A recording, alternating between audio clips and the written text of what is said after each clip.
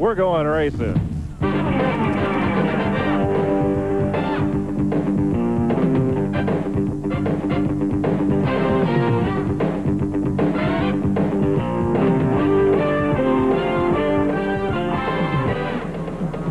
TNN Motorsports proudly presents live exclusive coverage of the GM Goodwrench Delco Battery 200 from Dover Downs, Delaware.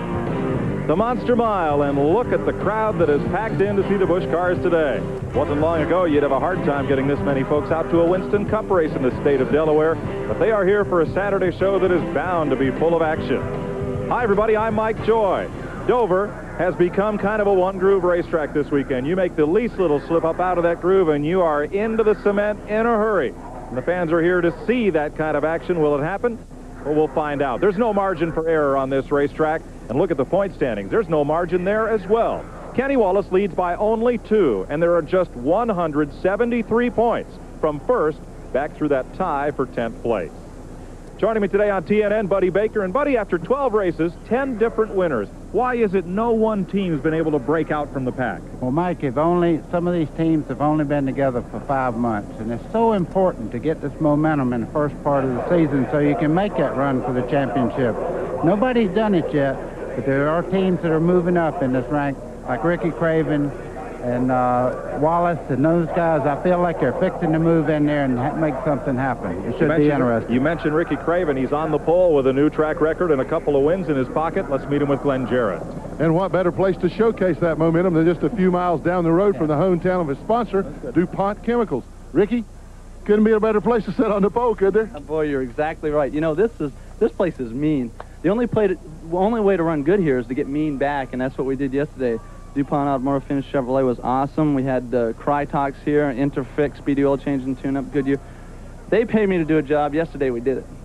Well, I say they paid him to do a job. He did it well. He got everybody mentioned there. Maybe if you win the race, they'll let you go tour the DuPont Mansion at Winter Tour like we did last night. Mike? Beautiful place, Glenn. I saw you trying to... did they check your pockets when we left there? It's a beautiful place, and you should take the tour. Darrell Waltrip's going to take the tour with us again today on TNN. And, you know, it wasn't long ago the Winston Cup guys would come in and pick up some easy Saturday money in these Busch races. Boy, that's changed. Yeah, why do you think I'm up here on the roof? I used to slip up here after Charlotte. Everybody kind of be worn out from that 2 weeks down there and be about the only Cup driver in the field. And right now, if you look, there's about 7 or 8 of them out there. I don't know why they're here. This is a mean place. It's a one-groove racetrack, and they're going to take some rough bumps. You know, tomorrow is, we like to call it the 24 Hours of Dover. That's what we like to call it. And tomorrow is a 500-mile race with a lot of action. I guess maybe they want to get ready for tomorrow by just doing a little practicing today. And pick up a little Saturday money. Maybe so. The fellow who tried to do that last week was Chad Little down at Charlotte Motor Speedway. Watch the number 23 car on this replay. He will take a hard hit into the wall, getting hit kind of like a croquet shot. 2 cars get together on the inside. Rodney Combs and Bobby Labonte. No room for Chad. He took a hard shot there, but he is here. Derek Cope qualified Chad's car, but he will start the race. Here's Randy Pemberton. Chad Little could not have a more appropriate sponsor in Bear Select. I know you were into the Bears this weekend trying to shake off some of the pain. Chad, I understand that you're going to change it. You were only going to run to right past the first lap of this race. Now you're going to go until the caution. Well, we're actually going to go until either the leaders start to come up to lap me in the back, or else we get a caution. I'm not going to take a chance of running, you know, with any traffic, but we're going to just try to hope for a caution within. I figure we can run 25, 30 laps before the leader's pace will catch up to the back of the pack, and so we're going to hope for a caution in those 30 laps. You know, the car's just working too good to try to go laps down immediately, so we're going to hope for that early caution. Okay, good luck, Chad. If you don't think these guys are tough, Chad is trying to do this with a broken leg and a broken right shoulder, guys. Good grief. Now, he'll have plenty of company starting in the back. Derek Cope qualified the car third. Chad will have to start in the back. Randy LaJoy brushed the wall in qualifying. He's 40th, and Hermie Sadler has to take a provisional after getting loose in qualifying. We'll be right back. There's no place on earth that I'd rather be than out in the open where it's all plain to see. If it's gonna get done, it's up to you and to me, and there's no place that I'd rather be. Come on along and head for the mountains of Busch Beer. Head for the mountains, it's cold and it's smooth, and it's waiting for you. Come on, head for the mountains of Busch Beer. I found that everything I use it for just increases the power. It's like getting an engine option. America is talking split Splitfire. It was just unbelievable how it ran and how much better gas mileage was. I had heard about the plugs, and everybody said they were great, and I tried it myself, and it did increase my gas mileage. And it runs just like a brand new engine. I mean, it's got power just like if it was brand new right off the showroom floor. They're the best plugs I ever put in my cars. Splitfire. At $5.99, it only costs more till you use it. People ask me to endorse the strangest things. A green recliner? Not much of a sitter. I like going fast. 68 Shelby. And there was only about 300 and some odd made. This car rips. Pure oil now. Keeping them up's half the fun. They all get Purelator filters. Pure oil later. I snag them from the track. Legends live. Purelator, Purelator. In New Britain, Connecticut, people know how to make a home worth more. The Hummels are doing a new deck. Because New Britain is also the home of Stanley. Frank is redoing his roof. And nobody has more innovative ways to make a house more livable. Liz is redoing her bathroom. Or more valuable. And the Sandelskis are redoing everything. Ever wish you had a better house? So, Arnold, Why not get started on the one you've got? what are we doing? Today's exclusive coverage of the Goodwrench Delco Battery 200 on TNN is brought to you by Splitfire, the patented performance spark plug. It only costs more till you use it. By Smooth Busch Beer and easy drinking Busch Light. Busch, the official beer of NASCAR. By Purelator. Legends live on Purelator. And by Stanley. Since 1843, Stanley has been helping people do things right. Here's your starting lineup, brought to you by Sears Die Hard. On the pole, Ricky Craven, 6th career pole, winner at Hickory and Nazareth, 146.4. Outside Rodney Combs, first front row start of his Busch career. Chad Little qualified 3rd. That is Derek Cope qualified Chad's car 3rd. He'll have to start at the back, and then Derek Cope will take over in relief. Outside of row number 2, Dale Jarrett, who finished 4th here a year ago. Starting 5th, Bobby Dotter is going to do a John Andretti double today. We'll tell you more about that later. And Larry Pearson, minus former crew chief Jake Elder, 3 times the runner-up here at Dover. Steve Grissom, the defending Busch Series champion, inside row 4. And Tim Fedowa, currently 8th in the point standings. He'll start 8th today. Last week's winner at Charlotte, Phil Parsons, goes off 9th. And Elton Sawyer, the runner-up at Nazareth 2 weeks ago, starts 10th. 11th, Kenny Wallace in a Ford, the Busch point leader, and Tommy Ellis with 2 second-place finishes here. Row number 8, Ernie Irvin, his first Busch start here since 1990, and Joe Nemechek, former Busch champ. Row 8, Terry Labonte, winner at Rockingham and Martinsville, and Randy Porter finished 3rd at Atlanta. In row number 9, Mark Martin won a Busch race here in '87. Mike McLaughlin has 1 prior Busch start here, came in 1991. Row number 10, Mike Wallace finished 3rd at Nazareth, and David Green, the winner at Bristol International Raceway. Row 11, Jimmy Spencer has 3 straight top 10s here at Dover. Dave Resendiz makes his 8th start on the Monster Mile. Row 12, Dale Earnhardt won the season opener at Daytona, and Johnny Rumley won last year at Hickory. Robert Presley is a 2-time winner here at Dover, and Dennis Setzer, who finished 2nd at Rougemont. Harry Gant's a 2-time winner at Dover, and Stevie Reeves, the USAC midget champ. Richard Lassiter makes his 7th start here. Jim Bound finished 5th at Bristol. Row 16, Johnny Benson, the ASA champ, and Ronald Cooper. Row 17, Ken Schrader won here in '89, and Patty Moise. Row 18, Tracy Leslie was 3rd in September, and Roy Payne a good 4th last week at Charlotte. Row 19, Jason Keller from South Carolina, and Jeff Neal, the rookie. Row 20, Shauna Robinson, and Randy LaJoy, who has 5 Dover starts. The provisionals, Hermie Sadler, the winner at Rougemont, and Kevin LePage from Vermont. Let's go trackside. Well, it's typical in this NASCAR family of drivers to help out each other, crew members to help out each other. Derek, you're going to help out Chad. I know you've driven Hurt before. Well, we sure have, and it's not any fun. And, Chad's a friend of mine, and, he asked me if I'd drive for him here, and he's going to try and take the car as long as he can and hope we get a caution. But we'll just take whatever cards we're dealt and see if we can't get a good run and collect some points for the Bear Select Ford. Qualified third, the car's got to be capable of running up front and possibly winning today. Yeah, you know, the car is capable of running well and winning the race. I messed up qualifying a little bit. It's capable for the pole, so it's a good race car. The key for Derek Cope will be if they can make that driver change under caution without losing a lap. The Monster is 1 mile around. Turns are banked 24 degrees, and the straightaways are banked 9 degrees. You never really get a rest here or a chance to kind of shake things off, do you? No, the car, even on the straightaway, you're holding the car up on the racetrack going down the straightaway, and then here it's like a roller coaster. You literally dive off into these turns. It's a unique feeling that you get here that you don't get anywhere else. There's not a roller coaster in the country compares to this place. Ricky Craven will have our onboard camera in his DuPont Automotive Finishes Chevrolet. There's a look over Ricky's right shoulder. And we'll have the roof cam to give you the closest view we can to what Ricky sees. Right now it's the Pontiac pace car right out front. And where's Ricky? There he is. You know, when they move the car around like that, they are warming the tires, but on a racetrack like this, going slow under a caution, you pick up a lot of debris, a lot of rubber from the other tires off the cars, and that's one thing you try to do is brush them off so they're good and clean when you take that green drive off in that first turn. You want to be sure everything hooks up. Okay, and we have a new record, 6 DuPont logos in that shot. We'll also ride with Mark Martin today in the Winn-Dixie Ford of Jack Roush. You saw the roof cam up top there. There's a look over Mark's shoulder. He'll start 17. There's the roof cam. And there is Mark, and Mark loses the logos in the shot race for today. Yeah, but look at that helmet. He looks like some kind of hawk or something sitting up in there. Remember when you used to see the driver on TV? Yeah, right. They look like invaders now. Or astronauts. Astronauts. The hood is up on Steve Grissom's car.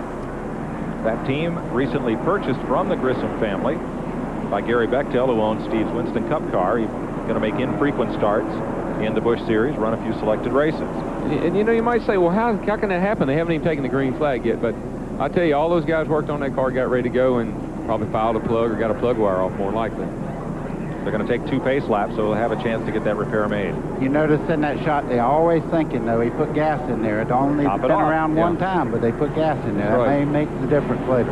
Harry Gant holds the race record here with an average speed of 126.5. This race has never run caution-free. And 42 cars will start counting provisionals. That's the largest starting field ever for a race here at Dover Down. One additional car will start the race in the back. It's Kenny Schrader, who missed the driver's meeting, and the penalty for that is excommunication from the starting lineup. He will go scratch. Wow. I bet Ann's mad about that. Pace car is in. Field begins to tighten up. It's pretty well spread out here as they come off turn number 4. And we're under the green flag for 200 miles. Boy, Ricky Craven got a great jump. And it's important for these guys to get single file as fast as they can, because that second groove around here is very slick. The guys up on that second groove up there holding their breath right at the moment. Yeah, if you get out there, it's one thing. You can go side by side, but a guy will force you up, and then you're really in trouble. Phil Parsons on the bottom of the racetrack, the white number 29, moving underneath Bobby Dotter. Dotter's in the high groove, and that's not where you want to be in the early laps. You know, Mike, we talk about momentum now. Oh, we got the car spinning off turn 4 up here. Randy Porter down on the bottom of the racetrack. Looks like everybody will get by.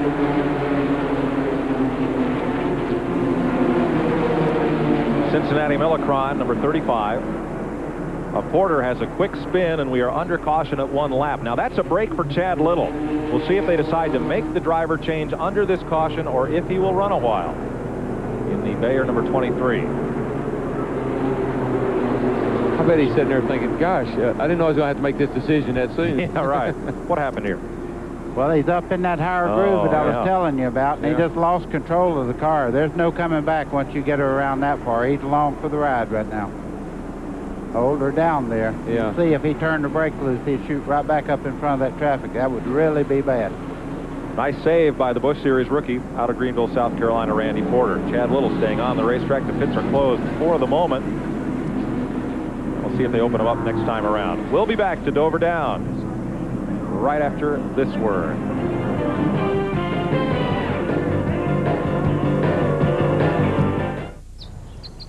Not that old lawn equipment again. Last year he nearly jerked me up by the roots. Wait a minute. All new home light equipment. I told you he knows a great value when he sees one. Look, it's a home light blower and a string trimmer. Yes. A home light hedge trimmer and chainsaw and a new home light mulching mower. I love it when he gets environmental. Just a little off the top, please. Do it right. Do it Home Light. See the new Home Light Smooth Operator System today for guaranteed easy starts. When the job is tough, you need the best. And when you need the best, you reach for Channel Lock. For the power. The precision. For just plain counting on, there's only one. Channel Lock. Be sure you're getting genuine Channel Lock tools. Look for this trademark. Fuel.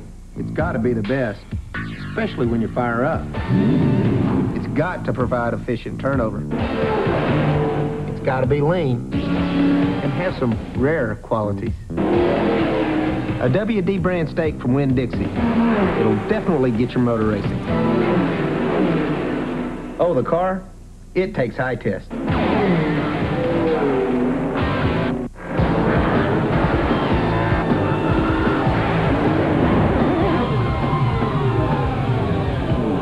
If you want to know why most NASCAR teams use a Sears Die-Hard battery, just ask a guy who didn't use a Die-Hard. Die-Hard, the official battery of NASCAR. For more power when you need it most. This Sunday at Dover Downs and the Monster Mile. Some say it's the fastest mile in the world. With conditions so grueling, it's known as the Monster Mile. Last year, it took an intimidator to tame the beast, but Dover's back and hungry for more. It's the Budweiser 500, 12 noon, 11 Central. It's Fastlane Fury this Sunday on TNN Motorsports. While we were away, Chad Little changed drivers. Derek Cope got in. They waved the green flag, and this car blew up. Randy LaJoie. You know, unfortunately, anybody else's bad luck, always somebody gets a break out of it, and that'll bring Derek Cope up to the outside of the... I guess they come up on the inside in Busch Grand National. They'll pull all the way up to the front car, and they can make up their lap if they can beat the first car. Let's go to the Randy LaJoie pit. Here's Glenn. Well, it doesn't appear to be a blown engine because he just tried to refire it. The engine fired just momentarily. A lot of smoke. It could be, you know, something on an oil line or something. I saw the car go into one with a lot of smoke behind it, but it did turn over. However, they're putting the hood down now. That looks to be it for Randy LaJoie today. Boy, he's had a lot of tough luck lately. And LaJoie came into this race 6th in the points, so he'll be one of those 11 dropping out of that group. Yeah, I talked to Randy earlier, well, in Charlotte, as a matter of fact, and he was worried about their engine program. He had lost 3 or 4 engines. He said Rinaldi's building engines for everybody else, and they're not having any trouble, but he's having trouble. He couldn't quite figure that out. Well, as you say, Bob Rinaldi's one of the best engine builders in the whole sport. They've had luck over the years. They're just having something bad now. Something bad going on there. Let's show you what happened while we were away. As you watch Derek Cope now aboard Chad Little's car. Here is Chad coming in for the driver change. He's already got his belts off and he's ready to climb out. Darrell, that's the most painful part of everything he's done, just getting out of that car. Yeah, when I had a broken leg, I went to Pocono and I tried to get in and out of the car. That's what took so long. It was just painful to get out of the car. Well, let's find out how he's doing. Here's Randy. Well, I would say you barely broke a sweat, but I know that had to be nerve-wracking just to be out there with all those injuries. Yeah, just, I tell you, the worst thing is I can't physically tighten my seatbelts very tight without it hurting my shoulder, and I just can't drive a car without having my belts tight, And I feel so lucky after last week looking at the car and, seeing what's happened to other drivers with cars look like that. So, I mean, I feel fortunate that I didn't get hurt any worse, and I just couldn't race unless I can snug my belts down, and my shoulder won't allow me to do that. So, that caution helped us out. We only lost 1 lap, and so, I mean, this is all right. We're sitting pretty good. Okay, you're darn right. Derek Cope certainly is capable of winning here. You remember back in 1990, he won in the Winston Cup division right after he won a little race called the Daytona 500 in the same year. And then on top of that, he just won 4 weeks ago in the Busch Series in a different ride. But Derek Cope's certainly going to be a threat. He's going to pull up on the outside or at the inside here to take the restart here at Dover. And we'll be back to Dover in just a moment. The road leading to Wendy's next great chicken sandwich is a hard one. fraught with disappointments and dead ends. But when you're Dave Thomas and you're starting with Wendy's whole breast filet, you don't give up. I think I'm onto something. Introducing Wendy's Mozzarella Chicken Supreme, an all-white meat filet, mozzarella, and a creamy Parmesan sauce. One bite and you'll jump up and say, "Gee, this is pretty good." Exactly. Come try one today. I'm playing Pete's Comedy Pagoda tonight. I'm staying here at the Super 8 Motel. My favorite place. I love this room, don't you? Super 8 rooms are always affordable and roomy. And Steve, what a great TV. Just like mine, except this one works. 4 more hours to showtime. Okay, new joke. That's funny. No, it's not. Super 8. 1-800-800-8000. Over 1,000 affordable, comfortable locations nationwide. Life's great at Super 8. This is the perfect time to try my new Polaroid Captiva. Hey, where's the picture? There's no picture? How can it be a Polaroid camera if there's no picture? The Polaroid Captiva. The pictures stay in till you take them out. Maybe if you shake it. Yeah, shake the camera. At Stanley, we test the quality of our sliding mirror doors by opening and closing them over 100,000 times. This doesn't make for great entertainment, but it does make a great closet door. The Accent Mirror Door from Stanley. This summer, get ready to roll at Napa, the place more people rely on to keep their vehicles running and to help them save. Right now, Napa motor oil is only 89 cents a quart. Napa Silver air filters are as low as $2.99. And this 59-piece Evercraft tool set is an incredibly low $19.99. So stop by your nearest Napa Auto Parts store today and get ready to roll. We keep America running. We keep America running. Today's exclusive coverage of the Goodwrench Delco Battery 200 on TNN is brought to you by Napa. We keep America running. Aerial views from our Steel Chainsaws aerial platform. Hope they don't saw it off the side of the helicopter. That's the horse track inside of Dover Downs. Let's go to the garage. Here's Glenn. Well, a very dejected Randy LaJoy is out of the car now. Randy, awfully short day. You guys having a lot of engine problems lately. I tell you what, I don't know what it is. I don't think the motor shop knows what it is. Just went 2 laps and bottom end broke. And we had a fast race car here all week, and I drove into the wall qualifying. We should have been on the front row, but we had a good enough race car. I could have went to the front today, and we were fast this morning in practice. It's one of those things. What can you do? I mean, Trina, Lance, all our associates, we're sorry, but hey, we'll get them next week. Well, that's the attitude, but he sure is dejected, and rightfully so. He's had an awfully bad run of luck here lately. Hope things turn around for him. Thanks for that, Glenn. Now, why did Chad Little have to start the race? Let's explain for the folks. Buddy, you explain it. Well, it's something we don't even like to talk about. We think he ought to be a designated driver at least for 3 or 4 races. If a guy cannot really compete and be up to standards, but it's a rule that you must take the green flag to get the points and run at least 1 lap under the green. Right. The driver who starts the race gets the points. Well, that's why Chad Little did, and Derek Cope was in that car trying to get a lap back from Ricky Craven, but that won't be easy. It's Craven heads them off into turn number 1. Yeah, we might also explain that I don't know if Chad got all the way up to the front or not, or Derek. And sometimes they don't allow you to move up to the front unless there's lapping taking place on the racetrack. Cars get lapped in the pit early on like that.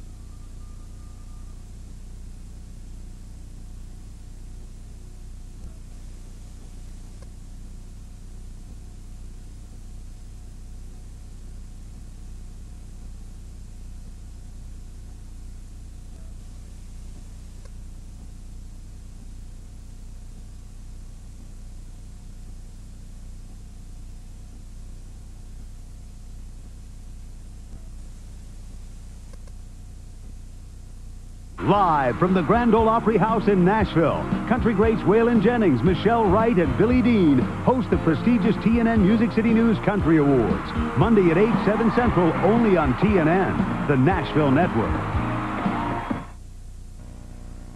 Tom Stamos, Braden, Ford, a like-new, private like-new one-owner cars. 91 LeBaron, 12,900 miles. How about this 89 Buick Skylark? Private new one-owner. How about this 89 Lincoln Signature? Private new one-owner. How about this little Dodge Caravan? 19,000 miles, like brand new. Or how about a minivan, Caravan or Voyager? $5,700. Where? Bradenton, Florida.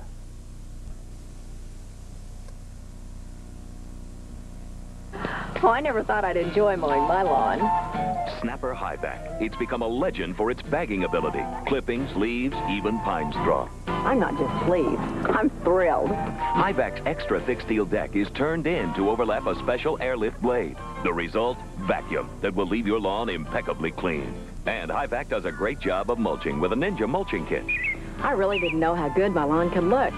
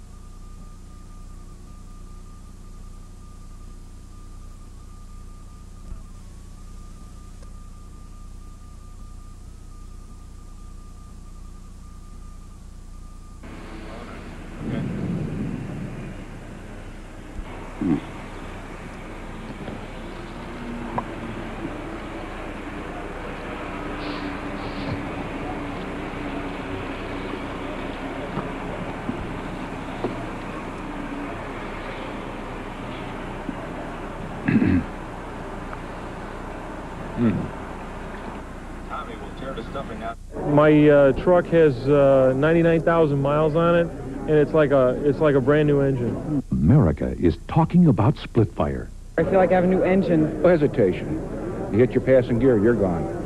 Right now. Split fire won a United States patent. It doesn't look like any other spark plug. It doesn't work like any other spark plug. I love them. I have them on my motorcycle, my boat, and my car. Love them. Love them. Split fire. At $5.99, America knows it only costs more till you use it. I can say I'm saving at least $3 to $4 a week. Probably getting, I would say about 20 miles more per tank full, and that's a lot for me. They'll pay for themselves, basically, in the first 6 months you own them. Split fire. It only costs more till you use it. Here's another split fire breakthrough. Twin core wire sets with a dual firing path to every plug. More power and more mileage or your money back. When you come to a Pep Boys Super Center, you'll be amazed by its size. They've got over 24,000 items, all with brand names you know and trust, many with lifetime warranties. Raybestos, Borg Warner, TRW, Gabriel, Purolator, CR, and Bendix. Everything you need to keep your car looking good and running smoothly. Day or night, even on Sunday, come to Pep Boys and drive away happy. Step out for Dr. Pepper. You can win Foot Locker gift certificates worth up to $70. And get Foot Locker discount coupons on every specially marked Dr. Pepper package. Foot Locker and Dr. Pepper, America's winning team. You're a part of me. That's the heart of me. Out you I'm just a lonely melody. Together we are harmony. Dr. Pepper, you're a part of me. Well, welcome back to Dover Downs, and it's good to be back at Dover Downs. We had a power interruptus down in the truck. I'm sorry, Mike. I'm sorry, everybody. I'm a rookie up here. I didn't know that plug. I didn't realize No, Daryl, you don't have to apologize for this.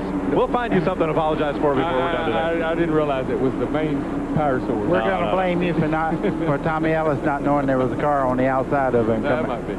I think Miles the Monster or the other network. Okay, you see Tommy Ellis on the inside there. He comes out and makes contact with Kevin LePage, and then he hit the inside wall. There's a lot of damage there, Daryl. Yeah, he hit hard. I mean, you're coming off that corner, and if you make any kind of bobble at all and go down on that inside, that hurts. Well, a lot of people say, why did he go back on the racetrack? He just had one wheel steering there, and that car goes pretty much where it wants to go then. He did the right thing. He stayed up high out of the way, and then waited for a caution to come. He brought the car in the pits. Tommy Ellis was runner-up here in 85 and 88. And now Derek Cope will try to get back on the lead lap. He's in the number 23 car, relief of Chad Little. Well, we'll see if he's got the power to do it, because that's a fast car that Ricky Craven has on the inside there. Yeah. Of course, he can't jump him either. If he comes by there first, he's in trouble. He loses the lap. He's with him. He's trying. Derek Cope's going to give it a try. Let me tell you, that Derek Cope would go bear hunting with a switch as far as bravery, but that outside lane's going to humble him just a little bit, Daryl. Yeah, well, that switch would get him in the same kind of trouble that move did. He's going to go back. Here comes Phil Parsons on the bottom. You talk about momentum. Now, this car right here has got the momentum going. He won Charlotte. He's got also a very good tire on there, the Hoosier tires. Yeah. Guys, we're not beating this in the ground, but it is an issue right at the moment. Yeah. Hoosier has a very good race tire. Yeah, and Phil is determined. I mean, you see him after that race in Charlotte last week. He had that fire in his eye. Folks, you've been writing me off. You've been talking about old Phil Parsons. Well, I'm here to show you I can drive a race car. And he can. I agree with him. He's third in line in the white number 29. The Baltimore Colts. And that's not the old NFL team. It's a new, Canadian League football team. League, yeah. That's sponsoring that car today. You know, we don't get to talk about Rodney Combs all that much, but this guy is a serious contender for any race he goes into. He's got great sponsorship, a good race car, and he's a good race car driver. If you ever run dirt against him, you'll find out how to run second to him, too. Yeah. Well, I think what happened, Richard sat up here and watched him race last week, and Richard must have learned a lot and helped him out a little bit. That's probably what happened. That's your story, and you're sticking to it. Ernie Irvin, who started 13th in the Mac Tools number 28, is right up against Phil Parsons. Now, you talk about Ernie Irvin. He don't have to build momentum. He's had it the whole time. The car looks like it's working very well. Left front right on that white line coming through there as he makes the pass on Phil Parsons down the front straightaway. And if you notice, Phil gracefully gives him that inside line and drops right in behind him because he doesn't want to lose any more spots than that one. Mike, is one thing. This early in the race, it's give and take. You have to give a little bit. You don't want to do something that cause cars trouble this early in the race. Watch 11th place. Dale Earnhardt is there after starting way deep in the field. Earnhardt started 23rd, and you're riding with Mark Martin right behind Earnhardt. And Mark started well back in 17th place. It's unusual to see that car that far back. Normally you see it going for the lead. You see him going up under Earnhardt there down the back straightaway. Uh-oh. Ernie Irvin is slowed, and Mark Martin is in the wrong lane. Yeah. There he goes by Irvin, but he had to give up 2 spots to do it. Oh, Harry is in the line there, too. The bright green car of Harry Gant behind Mike McLaughlin as Irvin comes to pit lane very slowly. Man, that's a shame. That car was really cooking. It was moving around the racetrack. Probably the fastest car on the racetrack at that time. I think he's at going to the garage speed right there. That's not pit road speed limit. Well, maybe it is. I'm going to stay out. They've had some ignition problems with that car in the past, so could be that.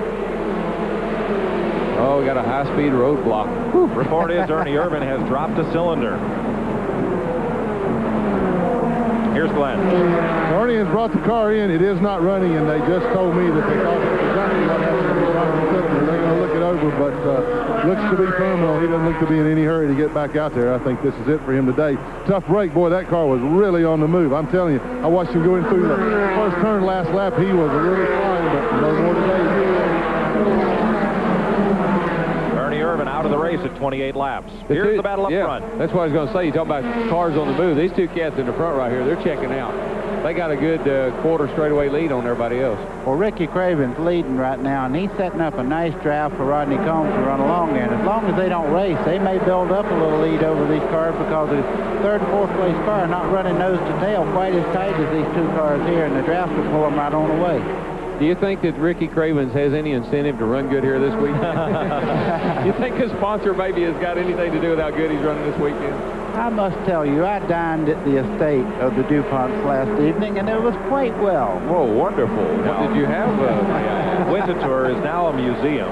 2,400 acres, 106 rooms. They showed us one desk, Darrell. They said one just like it sold for $12 million recently.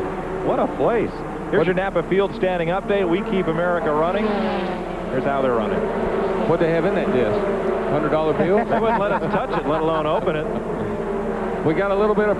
Yeah, Bernard. Man, this is moonlight madness in the daytime here. What's going on? I mean, Ernie Irvin's car never breaks hardly, and there's Earnhardt coming in, and that looks pretty bad for him at this time. Go back up front where Rodney Combs is putting the pressure on Ricky Craven. I'm not sure Rodney Combs may not have the fastest car of the two right now, but as long as they're racing like this, there's really no need in really making a charge on him because they are pulling away from second and third, or third and fourth, pardon me. Well, Rodney started outside pole. He told me this morning he really thought he could have had the pole, and Ricky Craven was just a tick better. I want to stand corrected. He wants to lead. I don't think he's led a lap this year in the 43 car. Last race he led was 6 laps here last September. You're right. Here's Glenn. Well, they pushed Ernie Irvin's car away, but Ernie's left standing here. Ernie just threw down, but boy, that thing was really running.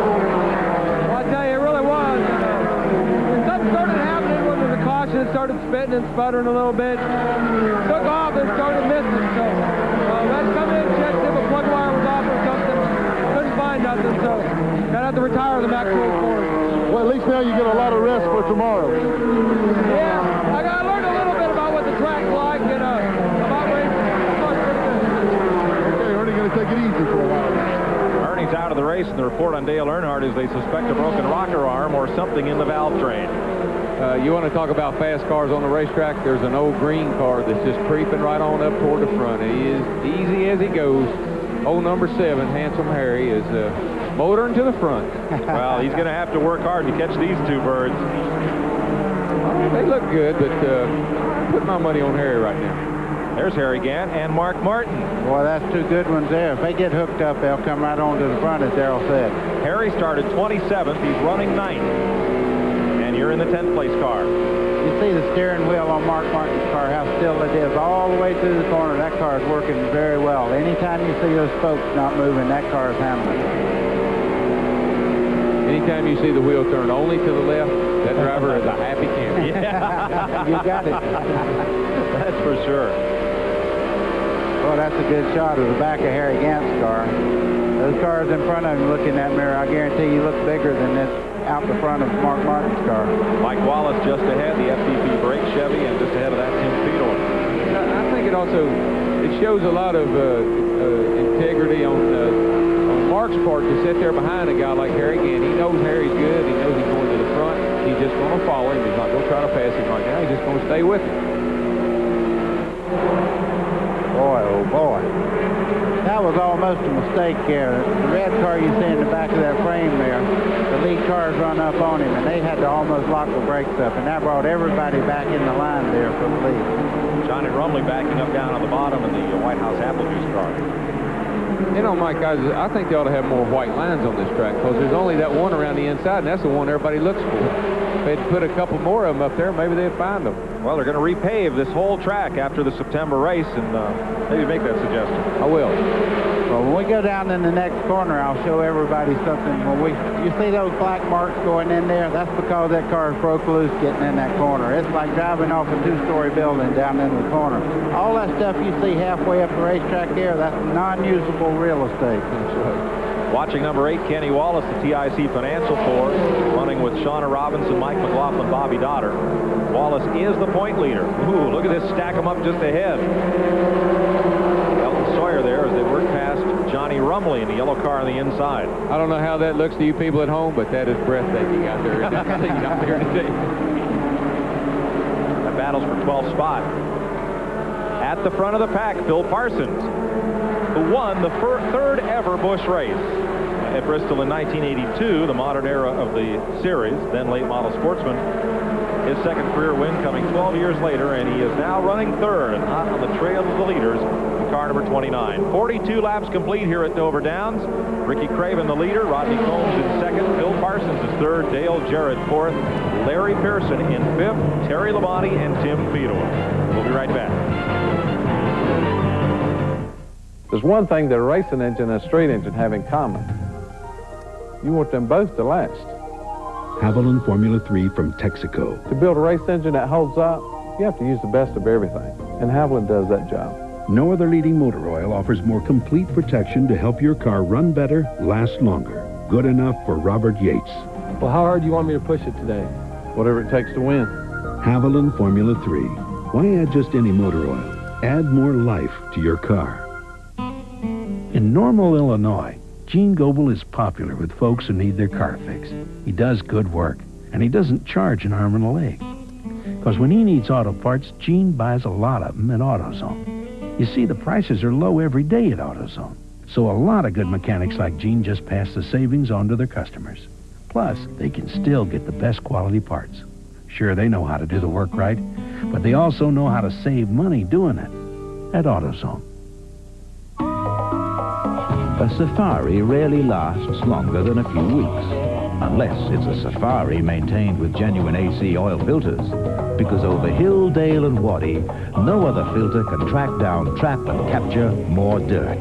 So, AC oil filters keep your engine in the hunt for a longer life. Call 1-800-AC-DELCO. It's like buying time. Save up to $11.60 on AC plugs and filters, and enter AC Delco's Brickyard 400 sweepstakes. Country music is hot, but we know that. We're Music City News Magazine. For over 30 years, we've been the voice of country music, providing our readers with all the latest details about the lives and loves of their favorite stars, and the opportunity to vote in the TNN Music City News Country Awards. I don't know what you're talking about. It's country music. You should get into it. Well, you should read Music City News or something like that. I can read it, and I have been. Well, that's what I read, and that's what keeps me up on this. Through this special offer, you get a one-year subscription to Music City News for only $18, a 40% savings off the newsstand price. Plus, we'll give you 2 free issues. That's 14 issues for the price of 12, all at a 40% savings. Call 1-800-842-4444 to start your subscription to Music City News, the authority on country music. Use your credit card or we'll bill you. That's 1-800-842-4444. Call now to subscribe to Music City News. Welcome back to Dover Downs. Back in here in the infield, Dale Earnhardt and I just kind of leisurely hanging out. There was a caution just a moment ago, but you were out of the race. What happened to your car? Well, our car was running great. The Jim Goodwrench Chevrolet, Tony, and all the guys done a great job. But we was running along there, and it sort of got a little sluggish, and the car felt right there at that time that I could go to the front any time, but got a little sluggish and it broke a rock arm. So I think something probably happened to a valve spring or maybe a keeper or something. So we're just here in the infield going to have a picnic now, sit in the shade and watch the race. And you got to get ready for practice, of course, after this race is over for the Winston Cup race tomorrow. How's your car running? Well, it's running great this morning, and we put a race engine in now, and we'll run it this afternoon. So we feel good about Dover. It's a tough place to race, but we always run good. We'll just rest up right here in the shade for tomorrow. Okay, good luck tomorrow, Dale. Pit stops are the order of the day under this caution flag. Darrell, I'm going to ask you something. Why did Rodney Combs and the whole field come in on that lap and Ricky Craven stay out there? Well, they may have, I'm not sure again about the tire rule. It changes week to week, seems like, but it could be that he's saving his tires for later on. I mean, the 48 laps, that's 48 miles of a 200-mile race. The way the cautions are falling, he's probably going to be on fresher tires later on. I guess that's his thinking. Let's check with Glenn and find out the tire rule for today. Well, guys, the tire rule is 2 per caution. I think that what Craven's doing right now, the car is running so well that they just don't want to change tires. They don't feel like if they run enough laps on them that they've worn them down enough that it's going to bother them. I was in Kenny Wallace's pit. He has reported engine problems. The oil temperature has gone sky high on it. They picked up a water hose, then they decided that ain't going to cool the oil temperature off. So he's got problems. Motor problems continue to plague Kenny Wallace. But I'll check with John Muslim in Craven's pits in just a moment, find out exactly what their strategy is. Well, it's kind of unusual. If you can take on 2 tires every stop, I mean, if everybody on the field come in, I would have looked in my mirror. That'd probably changed my mind. Well, but you've got, buddy, 34 cars on the lead lap, though. Yeah, that's what I was going to say. Right at this point, you'd have to go back to 35th place. And the way the wrecks have been happening in the middle of the back part of the field, I think he's probably safer right where he is. Well, I'm more different with you guys. That's what I'm up here for. All right. Let's show you what happened to bring out the caution. Randy Porter got Looks like tagged. he got tagged there. Jeff Neal. Jeff Neal got him right in the right rear corner, and when you're going down that straightaway, you talk about he's about as scared as you can get in a race car, because you don't know what's coming out of that smoke at you. You got some serious problems with it. He's got less rear brake than he does front. Front wheels never move, back wheels are turning pretty good. Harmless spin to the infield after that collision, and we're under caution, getting ready to go back to green. 50 laps complete. Next time by. We'll be right back.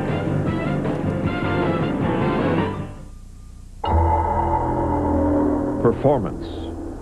Every element on the track is matched by one off the track. Off the track and into the high-performance heat pump systems of Luxair. Speed is matched by high efficiency, protection by strong warranty, handling by quiet operation, and power by year-round Luxair comfort. Winners in performance, #1 in comfort, Luxair. A reason for loving every season. I was running late the other day when the car started acting up. You know, a little light came on, it says check engine. You know, the one that always means a trip to the dealer, right? Well, I go to AutoZone. I tell the guy about it. He says, let's take a look. So we go outside, pop the hood, and he starts running some tests right there. Turns out it was just something little, but he saved me a lot. You know, if they can test this stuff for free at AutoZone, why would you go anyplace else? Believe me, after 15 seasons as a pro quarterback, I didn't opt for the early retirement plan. But hey, I still love to compete, and I still get sore.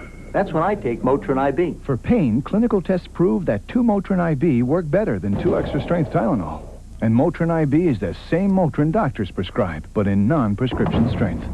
I'm not about to take this retirement business lying down. Motrin IB. It's fast, it's powerful. For me, it's the one that works. A safari rarely lasts longer than a few weeks, unless it's a safari maintained with genuine AC oil filters, because over hill, dale, and wadi, no other filter can track down, trap, and capture more dirt. So, AC oil filters keep your engine in the hunt for a longer life. Call 1-800-AC-DELCO. It's like buying time. Save up to $11.60 on AC plugs and filters, and enter AC Delco's Brickyard 400 sweepstakes. Today's exclusive coverage of the Goodwrench Delco Battery 200 on TNN is brought to you by AC Delco. It's like buying time. Still under caution here. It's the 4th one of the day. Why didn't leader Ricky Craven pit? Glenn Jarrett. Mike, we'll find out in just a moment. He is talking with Ricky Craven right now. They're discussing the move that they made, and among other things. We'll get with him in just a moment. John told me that one of the problems with being a leader is that you're the guy that has to make the first choice. If you guess wrong and everybody else comes in behind you, there's not anything you can do about it. He's not sure that he made the right choice. We'll try to get a word with him. John, you told me that you weren't sure you made the right call there. Well, it's hard when you're the leader to make the right move every time. You know, obviously it appears at this point that we didn't make the right move. We'll have to see what happens. For the rest of the race, we're going to be 2 tires behind. They're going to have fresher tires. So we'll have to make it up by using our brains. Well, I hope that their brains will get them out of this fix. Randy? Tommy Ellis back behind the wall and in the infield here with his car. Tommy, I know you don't know exactly what happened, but boy, you took a lick. That's the hardest I think I ever hit a wall in my life, and I've hit a lot of them, but it was a bad day. We just had bad problems the whole time we were here. We had a whole leak, and then we got out there and we got it straight. We qualified decent. Then we went out this morning, we run 2 laps of practice, and we blew an engine, so we didn't get any practice. And when I started the race, the car was bad loose, and I kept hoping it was the tires and they'd come in, but they never did, so I let everybody go. I said, well, maybe if we let them go, we can run to the caution and, you know, then we could come in and maybe work on it and fix it. I know it's something that we could have fixed, but because the car was too good in practice, but I don't know, somebody got into me a little bit. I gave them plenty of room, and it just here, when you're going that fast and you're loose already, it don't take a lot, but it just, I tried to correct it, and it just got it into the wall real hard. Bad day for this Moen Fawcett Chevrolet, and a bad day for all the guys who worked on the car. And there'll be another day, maybe, and these guys worked hard all week, and that's what it's all about. Thanks, Tommy. Tommy Ellis. Oh, I'm not going to say I told you so, because, I mean, really, it's a choice that you have to make when you lead car. And one thing he's got in his favor, it is a one-groove racetrack right at the moment, so he may have the track position to help him there and override the new tires. Talking about Ricky Craven, who leads this race. You know, something that he brought up that I didn't think about real quickly was the fact that he's going to be 2 tires behind the rest of the day. Because next time in, if I had a caution right now, he'd get rights, they'd get lefts. And they got 4 fresh tires. Well, he's got a real problem right now, as you see Derek Cope trying to make his lap up right there, and he is on older tires. Derek Cope may make his lap up. Derek Cope pitted and got 4 fresh tires. And then as the one-lap car got to come right up alongside Craven for the restart, let's see if those 4 fresh tires do him enough good to get him back on the lead lap.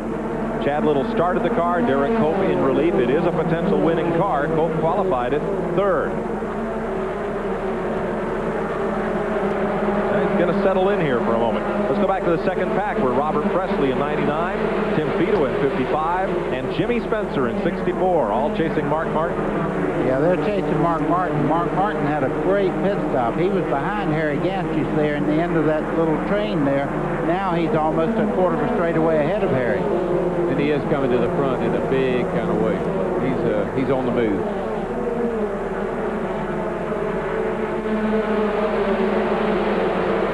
Kenny Wallace, well, for an ailing engine, it sure is working pretty well. That's what I was thinking. It's got pretty good acceleration up out of the corner for a car that's skipping. Probably after that caution, it cooled down. It'd probably run good until it gets in traffic. Might seize up on him in. Dave Rossetti's just behind Kenny. I believe our leader is causing a little bit of a... I think he's holding some people up now, looks to me like, because he got a big train behind him. They're running down What do you Ricky think, Craven.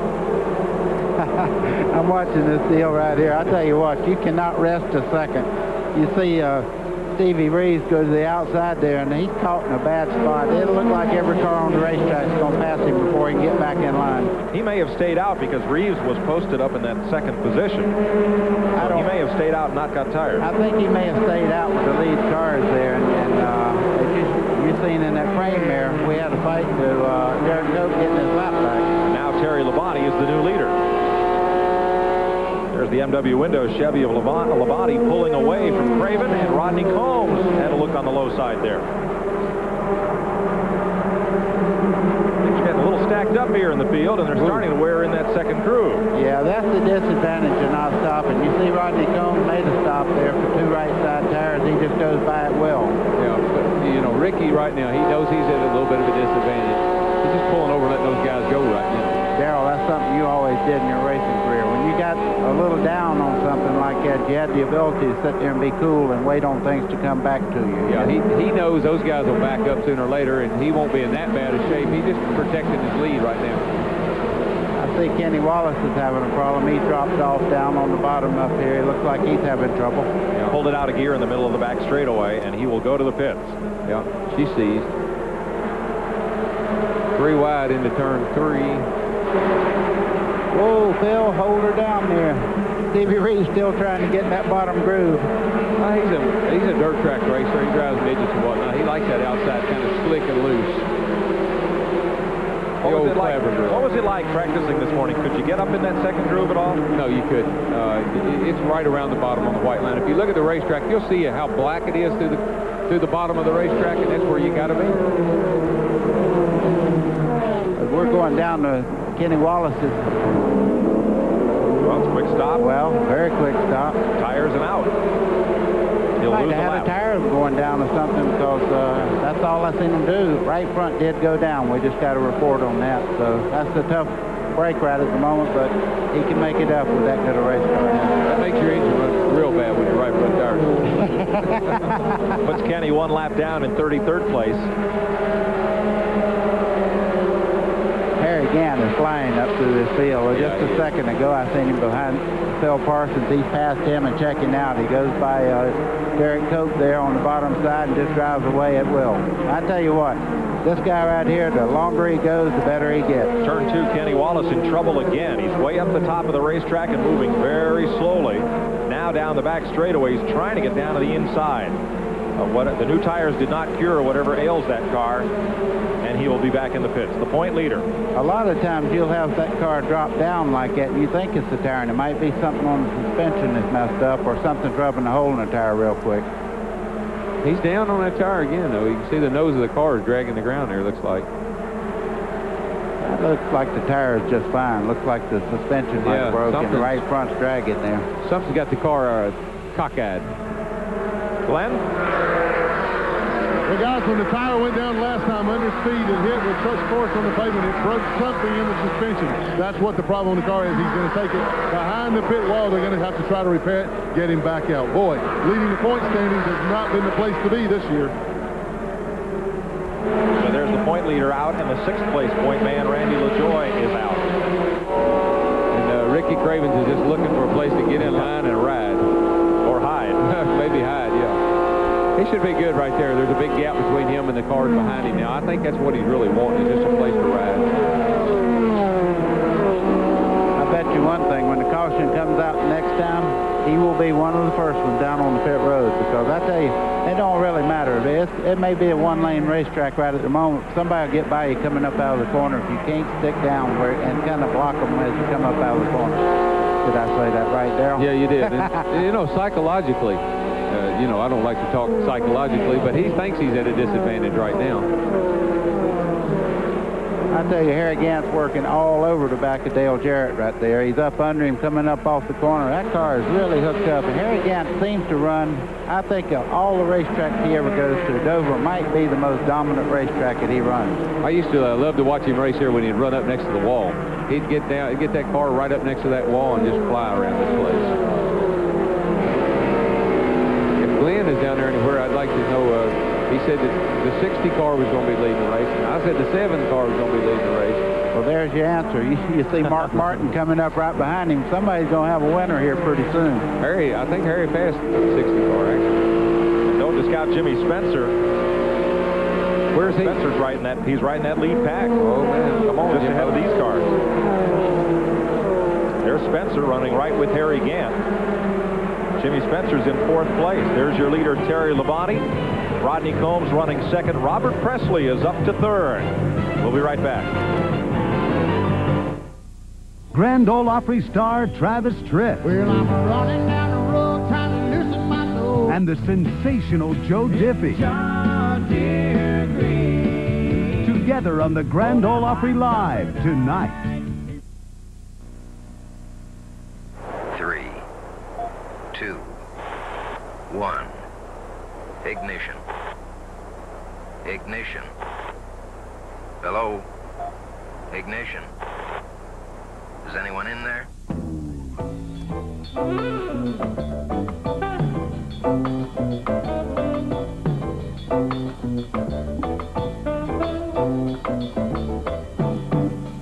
Don't miss the Disney Channel free preview.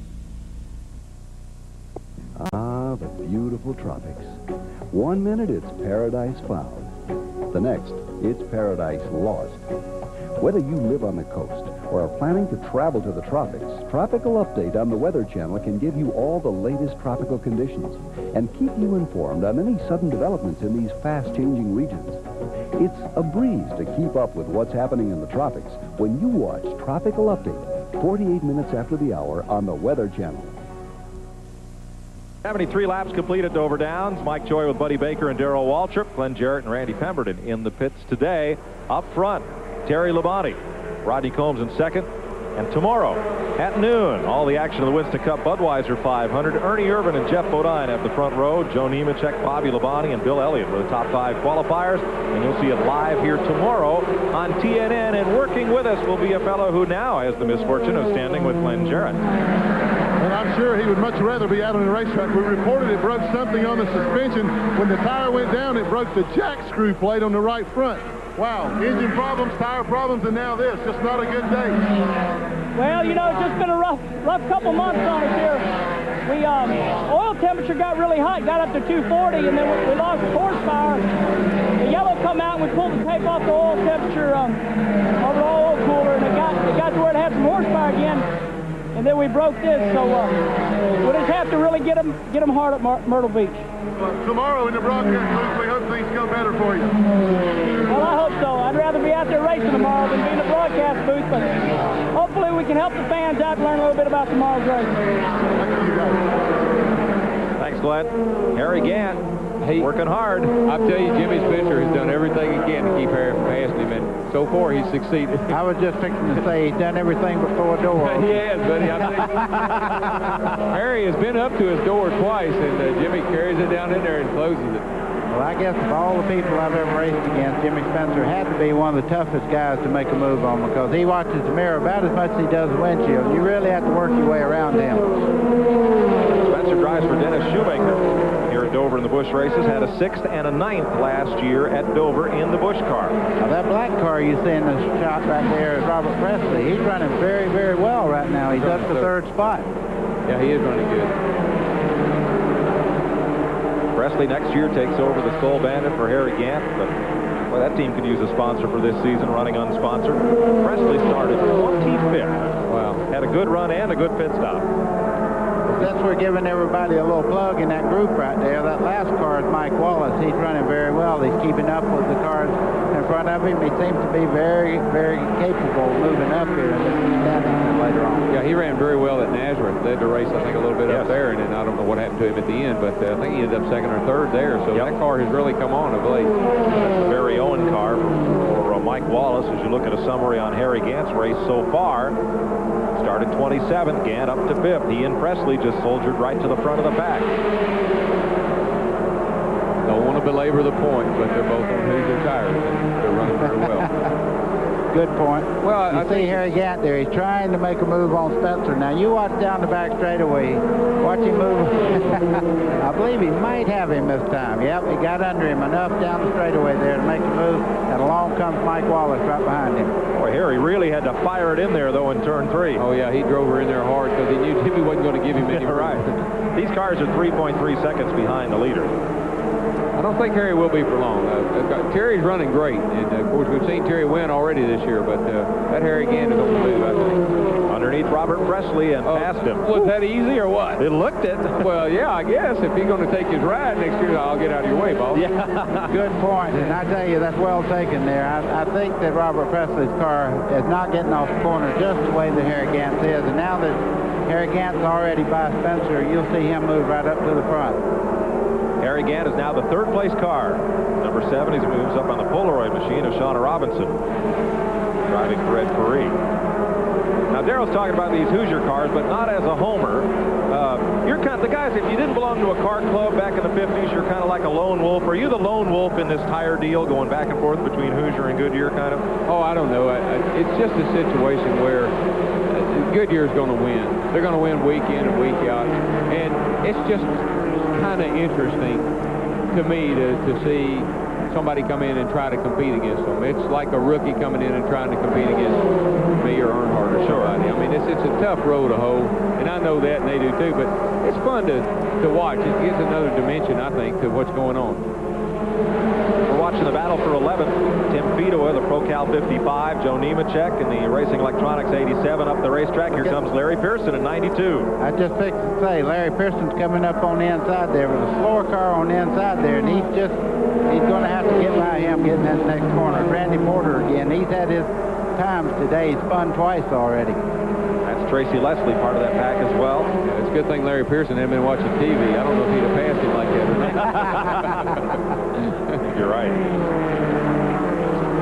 For 11th place. Harry's running good today.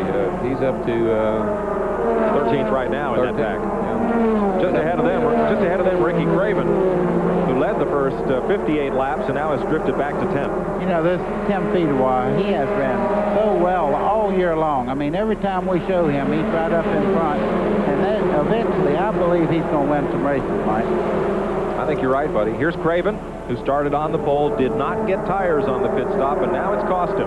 Yeah, not only is the tires going to cost him, but we're at 87 miles here into this race. At around 100 or so miles, 110 miles, he's going to have a caution to get gas. I just watched Harry Gant get underneath Rodney Combs there and make the pass. And that was for second place. I Yeah. tell you, Harry's on the go, and he's right up behind Terry Labonte now.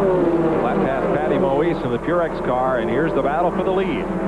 Off turn 4, Labonte and Gant. Harry looked like that picture I seen one time of a guy driving a wagon with the carrot out in front of him. He's going for him right now. Yeah, he is. He's fast right now. The car's working so well off the corner. Really getting a good bite up off the corner. Harry Gant made up 2.5 seconds on Labonte in just 4 laps.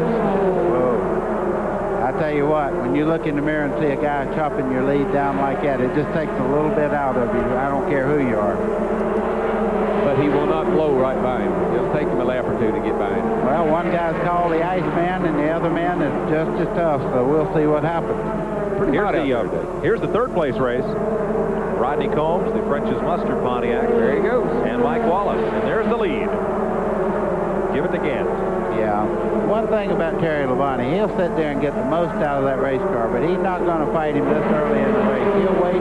Now, if that was 10 laps to go, that'd be a whole different ballgame. Well, Labonte just kind of opened the window and Gant jumped through it. And for third place, Mike Wallace moves up. Well, I tell you, Mike Wallace, every week is getting better and better in this Busch Series. You see him getting by Rodney Combs there, and he's moved off almost 4 car lengths already, and that's in one straightaway. Another case of momentum. Wallace was third at Nazareth. Jumps here. Right up front. Good car. Good driver. Good young man. He's got the Rusty Wallace genes, and he's going to be somebody to contend with. Wallace failed to make the field at Charlotte, so it's not really a case of momentum. Maybe it's a case of being fired up, trying to avenge what happened at Charlotte Motor Speedway. Here's your Napa Field standing update. We keep America running. Here's how they're running. 92 laps complete. We're coming up on halfway. It's cakewalk compared to tomorrow. Yeah, what's going on here? I tell you one thing's going on. Mike Wallace is closing in on Terry Labonte. It would be just a second before they're fighting it out for second place. Things have kind of settled down here for the time being. Everybody's kind of not for long. Checking each other out, I think. Mike Wallace closing in on the leaders. Here he comes up on Labonte. He's not closing in on the leaders. He's catching second place. Well, Harry Gant's in another zone right now. I tell you, guys, it's in jeopardy. Is Ricky Craven's. He's getting. Cars are passing him left and right. Remember High Groove Harry? Yeah, man. Used to ride around here and just scrape the paint off the outside wall. Not anymore. Well, I think Harry Gant does what he has to do to run fast. And a long time ago, the racetrack would let you run up there. I've seen Darrell Waltrip go up there and kiss that wall right where the Unical sign is many a time. But you can't do that anymore. If you get that high, you can go ahead and put your right foot on the dash because you're fixing to knock that wall down. That's about the truth.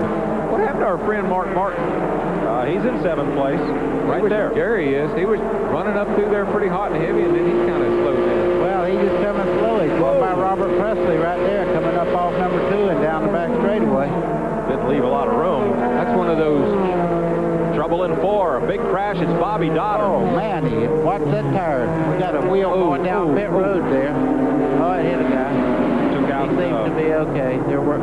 Took out one of Johnny Benson's crewmen who was watching the cars. Look at that tire. Still going. Wow. Just took his feet right out from under him. That tire was still coming at 140 miles an hour. And that thing weighs about 120 pounds. Yes. And just totally upended the crewman. And there's Dotter's car. Dotter had a busy day planned. He was going to helicopter from here to Philadelphia, take a plane to Kansas City, and and then helicopter from Kansas City to the infield of I-70 Speedway and compete in the ASA race tonight. Now he'll have plenty of time to get there. Mike, we talked about the crew member that got hit by the wheel, but Bobby Daughter hit that wall extremely hard with the right front there, as you can see the damage to it. So they're working with Daughter to help get his helmet off. And let's show you, there goes that tire. It's going to bounce over the wall. Yeah, and that thing's really going down through there. You can see us at full momentum down through there. Yeah. And this guy is just stepping over the wall. You can see right about here. It caught him on the ankle there. That thing might as well be a bullet. That's how fast it's flying. I mean, as far as how much it weighs and how fast it's going. Here's what happened. Well, he's already hit the outside wall and knocked the right front completely off the car, and then it goes down pit road. That was just a little bit after he got into the outside wall there. And that thing is narrowed up. I mean, the right front is shoved all the way into the engine compartment. Oh, here he comes. Oh, he's in serious trouble right there. It looks like maybe he had a tire or wheel off the car when that was the left front come out of there. I stand corrected. That's the left front off that car. They pulled it right off. That's what happened. It broke the left front, I guess, and that's what shot him into the wall. Yeah. Our pit road is closed right now because of the incident. Yeah, that's what happened you back see in it here. smoke. The left front, you're exactly right. The left front broke off, sent him straight up in the wall. You know, what people don't realize is the left front on these cars is under more. Look at, there's the brake rotor and everything. It wasn't the wheel. It was like the spindle broke the spindle, yeah. See, the left front on these cars, particularly on a track like this, it's trying to pull that wheel off of that spindle. Yeah, he's pretty weary right now, but that's good to see him up and about. He's walking around on his own power. Robin Owens was the crewman on the Staff America car of Johnny Benson that was standing over the wall and was watching the cars come by and was struck by the tire. He's being helped onto a stretcher and will be taken, but that tire just took his legs out from under and upended him. Let's get an update from Glenn. Well, Mike, you're right. It is Robin Owens. He's a jack man. It hit him in the leg, and like you said, cut his feet out from under him. He hit his head on the pavement. He is sitting up. He is conscious. He is talking. So he does appear to be okay. But took a pretty hard hit there. But Steve Bird, the crew chief, wanted us to let the fans know right away he is okay, and especially Robin's wife. He is okay. They're just going to take him down and check him. He does have a little injury to his head where he hit the pavement there. But as I said, he is sitting up and talking. Good sign. Thanks for that, Glenn. We're going to take a break here from Dover Downs. We are 2 laps from halfway in the GM Goodwrench Delco Battery 200. Cleanup continues. We'll be right back. I bought my car new in 1970. I drove a hockey team 190-mile round trip 3 times a week. Haviland Formula 3 from Texaco. I took good care of it. And when I reached 300,000, I thought, I've got to be a pretty good car. No other leading motor oil offers more complete protection to help your car run better, last longer. The secret to long life is regular maintenance for me and my car. Haviland Formula 3. Why add just any motor oil? Add more life to your car. John, how you doing? You know, AutoZone customers are pretty special. I mean, they take great pains in doing a job just right. So they know exactly what they want. That's why we carry so many parts. And also why we price them so low every day of the week. Because you've got to admire a guy who'll tackle a job like putting in a starter, a water pump, a rack and pinion. And you got to give a guy like that exactly what he wants. The right parts and the right price. The road leading to Wendy's next great chicken sandwich is a hard one. Fraught with disappointments and dead ends. But when you're Dave Thomas and you're starting with Wendy's whole breast filet, you don't give up. I think I'm onto something. Introducing Wendy's Mozzarella Chicken Supreme, an all-white meat filet, mozzarella, and a creamy Parmesan sauce. One bite and you'll jump up and say, gee, this is pretty good. Exactly. Come try one today. Not that old lawn equipment again. Last year he nearly jerked me up by the roots. Wait a minute. All new home light equipment. I told you he knows a great value when he sees one. Look, it's a home light blower and a string trimmer. Yes. A home light hedge trimmer and chainsaw and a new home light mulching mower. I love it when he gets environmental. Just a little off the top, please. Do it right. Do it home light. See the new Home Light Smooth Operator System today for guaranteed easy starts. Today's exclusive coverage of the Goodwrench Delco Battery 200 on TNN is brought to you by Home Life for all your outdoor power equipment, lawn, and garden needs. Richard Lassiter's taken his car behind the wall, and Robin Owens has been helped into the ambulance, and he'll go to the infield care center. Let's show you one more time Bobby Donner's wild ride.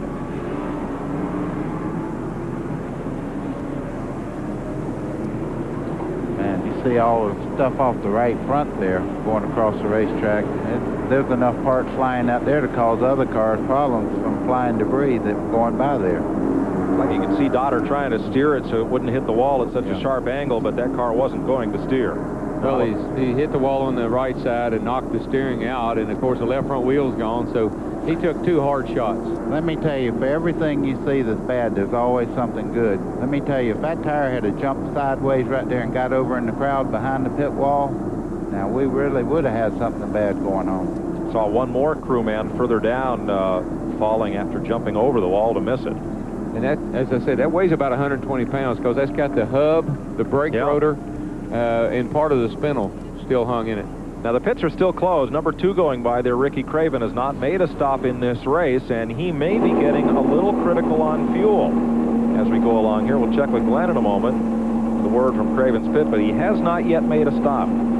Darrell, he'll probably go in there and take on right sides, but everybody else will go in and get left sides because they got right sides the last stop, so they're going to have fresher tires on 4 corners than he is. Yeah, he's a tire change behind. That was the thing that we didn't, when we were talking the first time in. Yeah, he didn't change tires when everybody else did, but that did that affect him from that point on. Now it affects him the whole race because he is 1 tire change behind everybody else. So they're going to have 4 fresh tires, fresher than he does, and he only has 2. Right. All right, pit road's now open for cars on the lead lap, so we will see Craven come in this time. Right now, we are at halfway, and there are 27 cars on the lead lap. Back through Dave Resendiz and David Green. But you know, Craven's had only backslid. He was running 10th when the caution came out. So when you consider that he didn't pit, that's not all that bad. The critical part would have been if he'd went on green for another 20 laps. He would have been in trouble because he'd have to stop under the green. And then you talk about losing some time. You lose a lap whether you want to or not here. Yeah, Glenn indicated he would have had to stop at lap 110 or lap 115 if we had stayed green. That's about right on 6-cylinder. Let's have a look at pit stops here for the leaders. Harry Gant, top of your screen. Terry Labonte in the middle. Mike Wallace on the bottom. See, everybody's getting left side tires. And our friend Ricky, he's going to have to get right side tires. Now, you said something a while ago that most people don't understand. When you said there's as much pressure on the left front tires as there is on the right, they don't realize it's dragging that wheel. Yeah, it's trying to pull that wheel off the car. And the only thing that holds that on, if you know anything about a car, is the washer and the nut that holds the wheel on the spindle itself on the bearing. Yeah. Glenn Jarrett can recap Ricky Craven's stop. Glenn? And recap it I'll have to do because it was a quick one. They did put right side tires on and fill it up with gasoline, and they also made a little chassis adjustment. And guys, one thing that I've been seeing, they only allow them to change 2 tires per caution. That has really upset the handle on some of the cars. I've seen some cars like Harry Gant go really fast, get to the front of the pack. Other cars went completely backwards with that 2-tire stop. So the tires that did get right side tires a while ago, now that they've got fresher left side tires, should see them stabilize a little more. Ricky Craven, as Darrell has already pointed out, may be in for a long day because of being 2 tires behind. 98 laps to go here. Let's give you the Stanley Mid-Race Report. Brought to you by Stanley Works out of New Britain, Connecticut for over 150 years. Stanley Tools Hardware help to improve the value of your home. 2 lead changers, 3 lead changes, average speed of whopping 98 miles an hour after our 5 caution flags so far. This is the 5th, 25 laps of caution. Well, the thing that'll help Ricky right now is a quick caution. If they can get a green, get a quick caution, he's going to come back in and he'll get those left side tires. Those guys won't need right side tires because they wouldn't run that long. So a quick caution now would help him. What Dave Resendiz may need is the fire extinguisher. Look at all the bubbles in that hood. Yeah, it's pretty warm under there. His tea is definitely hot. The tea is ready. That's right. Oh, come on, man. Hey, 1 pun for every 100 laps, buddy. You know the rules. Let me tell you, anytime you see it boil up like that, that's serious. Yep. Carburetor fire something on Dave Resendiz's car will put him out of the race. He was on the lead lap. And the bazaar gets even more so as we continue at Dover. If you're looking for a reliable place to service your car or truck, I've got great news for you. It's a Pep Boys Automotive Super Center. No matter what you drive, their ASC certified technicians are here when you need them, day or night, even on Sunday. For Raybestos brakes, TRW rack and pinion repair, diagnostic tune-ups, even air conditioning. For dealer quality service at prices you can afford, come to Pep Boys and drive away happy. What, is this your idea of excitement? Let me tell you about exciting, okay? Driving around a racetrack at over 200 miles an hour, that's exciting. These are just flakes. Well, what do you think? These are really good. They're crispy, too. Really? Yeah, they're mighty good even with nothing on them. What are they? Hey, Charlie. Yeah. Kellogg's Corn Flakes? How could I be so dumb? You got 500 miles to think about it.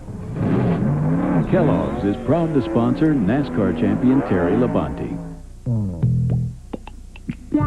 I'm playing Pete's Comedy Pagoda tonight.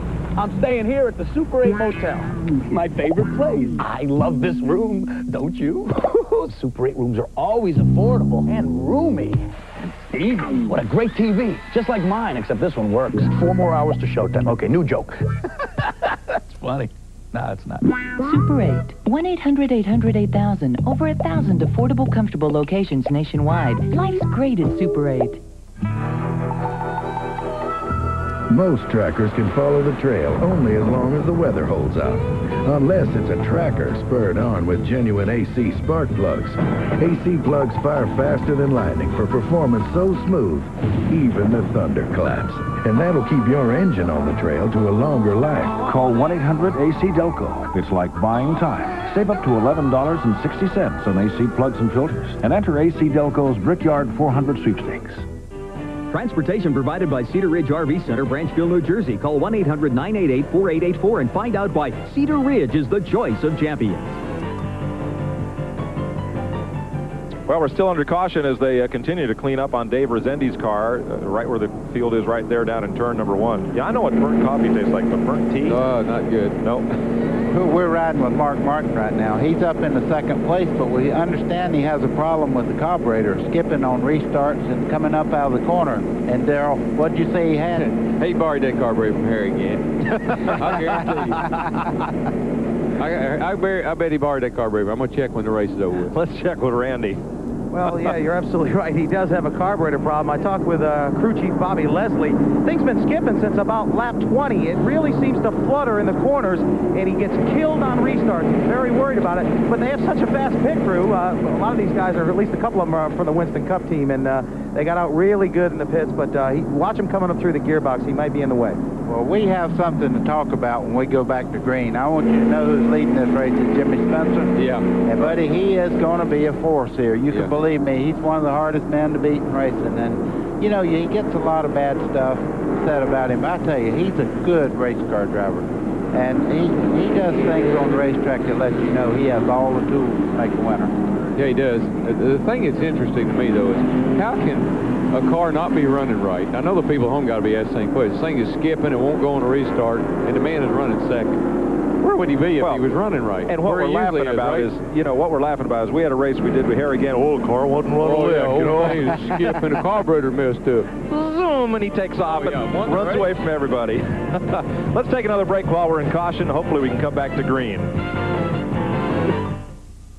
You got the winning color. Make your engine last longer. Change your oil every 3,000 miles and use the newest Pennzoil. Pennzoil has always stood by me. Now with the revolutionary Pennstar molecule, Pennzoil clings to moving parts. Works like liquid ball bearings. And play Pennzoil's new scratch and win game. Over 4,000 prizes, including 10 trips for 2 to NASCAR's Brickyard 400 race in 1994 or 95. Pennzoil, the official motor oil for the inaugural running of the Brickyard 400. You saw yourself on a Harley, the tyrant of the two-lane. And you on stage at Madison Square Garden, the lights, the fans. Then you met her. Goodbye, Harley. Hello, Diamond. Matching towels. Power tools. And a house. Now you're remodeling, buying lumber and plywood. Choosing paneling. Molding. Doors. Windows. Tile backer. Tile backer? Would you say your interests have evolved? Georgia Pacific. Whatever you dream for your home, we help you build on your imagination. I'm Tracy Lawrence, inviting you to enter Pocono Raceway's UAW GM Teamwork Sweepstakes. You could win a fantasy trip to Pocono's Miller Genuine Draft 500, $5,000 in cash or prizes, and a chance at $1 million. Apply for a NASCAR MasterCard by calling 1-800-937-POCONO and automatically enter the sweepstakes. Or to just enter, send your name, address, and a phone number to this address. See me in concert at Pocono Saturday, June the 11th. For a Pocono brochure, call 1-800-RACEWAY. This summer, get ready to roll at Napa, the place more people rely on to keep their vehicles running and to help them save. Your choice, AC or Autolite resistor spark plugs, 74 cents after rebate. Napa Silver oil filters are as low as $1.99. And spruce up for summer with Colorline spray paints, just $1.29 per can. So stop by your nearest Napa Auto Parts store today and get ready to roll. We keep America running. We keep America running.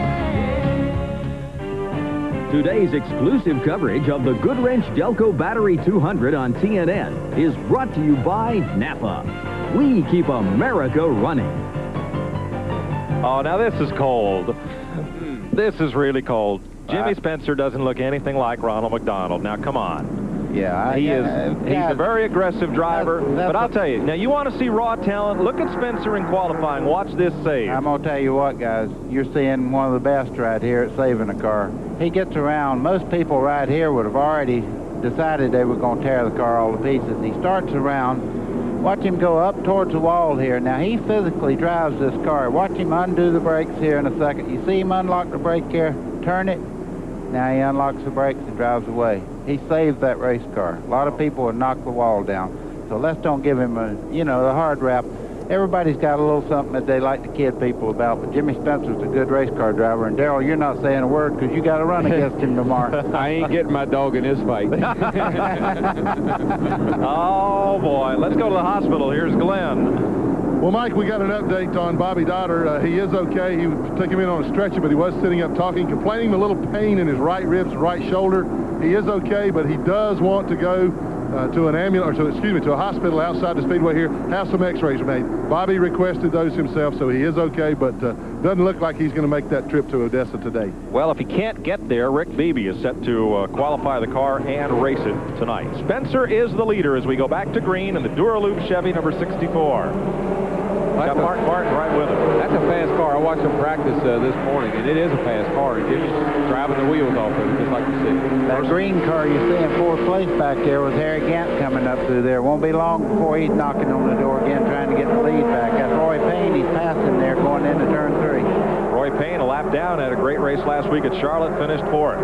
Well, see, race strategy starts. Now you start thinking about what am I going to do. And once Harry Gant gets the lead now, he's set for the rest of the race. He can go the rest of the way, doesn't have to pit. Maybe he will, maybe he won't. The question is, you said, when he gets the lead. He hasn't gotten that thing yet. He's got some pretty stiff competition in front of him. He's going to have to work hard now. Yeah, that old car of Mark's is skipping along there. Barely will run. It's a good thing he's in the draft, being able to hang on to Jimmy the way he does. You're cold. Here is Terry Labonte working under Roy Payne, and Dale Jarrett coming along up with him in the Shoe World Chevy. And Mike Wallace is right there. Mike Wallace, you've seen him get all the way up to third place just before this caution, so he's on his way back up towards the front, and that car is flying down the straightaway. He pulls up on Dale Jarrett going into 3 there. He's not any faster through the corner, but watch that car accelerate up off the corner here. It's really strong. 6th place, Mike Wallace, number 9. This is the first race Jimmy Spencer has led since last October at Charlotte. First Busch race. Well, you can bet one thing. He's going to lead it as long as he physically can. You bet. Terry Labonte in 4th, 2-time winner this season. 12 races, 10 different winners. You see Mike Wallace there. He may be able to pass Jarrett in a little while if Jarrett moves up a little bit, but he'll have to make an error because the 2 cars are basically pretty much the same. They're both running quite well. 3-car breakaway up front. This is the second pack you're watching here. 87 laps to go. And up front is Jimmy Spencer, whose last win was at Rougemont in August of '92. But his biggest win was at Myrtle Beach in '92 when Spencer made up 3 laps to win. Right now you're seeing kind of a chess match, if you will. Harry Gant Mark knows that Harry's fast, so Mark's going to run as hard as he can to see if he can race Harry or not. If he can't, you're going to see Harry go by, and that's the end of the race. I tell you, it looks like Harry Gant may have a little bit quicker car. Mark's car does not come off the corner quite good enough. He might be having that carburetor problem, but for the past couple of times up here at Dover, I guarantee you when Harry Gant gets out of the car, if he wins the race, first thing he'll say is that old thing was skipping about halfway down the straightaway. Come on. Yeah, that's two of the best running, skipping cars I ever saw.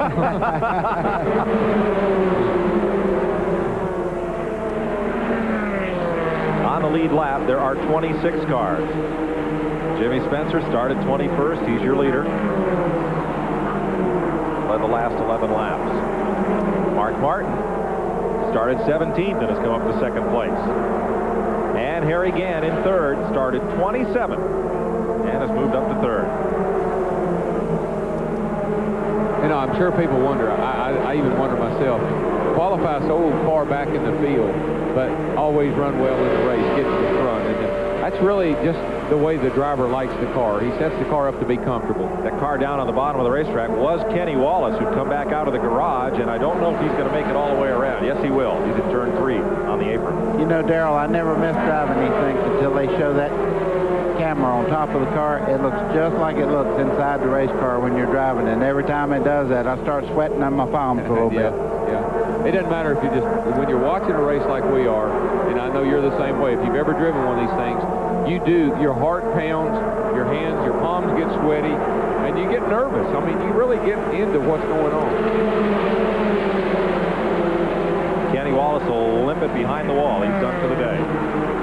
Oh, I wouldn't say that. I think that's the third time he's done it. All right.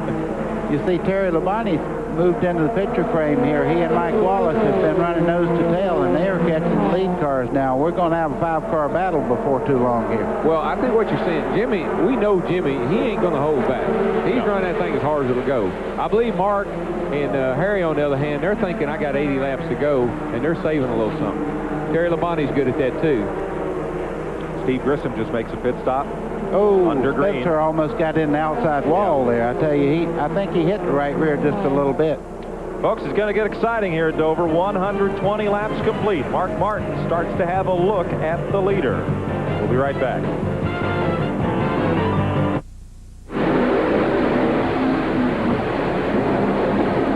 If it got any closer, you'd need earplugs. 3, 2, 1. Ignition. Ignition. Hello? Ignition. Is anyone in there?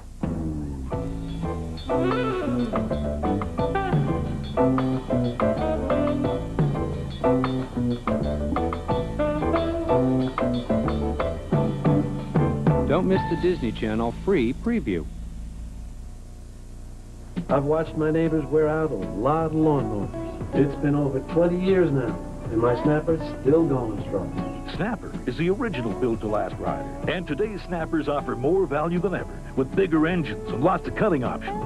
I bet I've recommended Snapper to over a dozen people. Find out why Snapper riders cut more lawns than any other brand in the world. Anything else, and you're taking home the wrong lawnmower.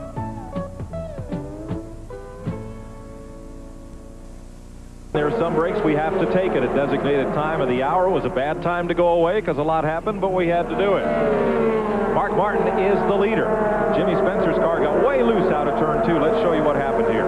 He got a little high off of that corner, and Mark's trying to get a nose up under him, and I think that's really the pass there. I don't think we saw him getting loose. Well, Harry Gant thinks better of going under Spencer. He started to stick that nose under there, but Harry Gant got extremely loose, and he had to check up there or either spin out. He got really loose coming up off 4, and he dropped all the way to 5th place. Yeah.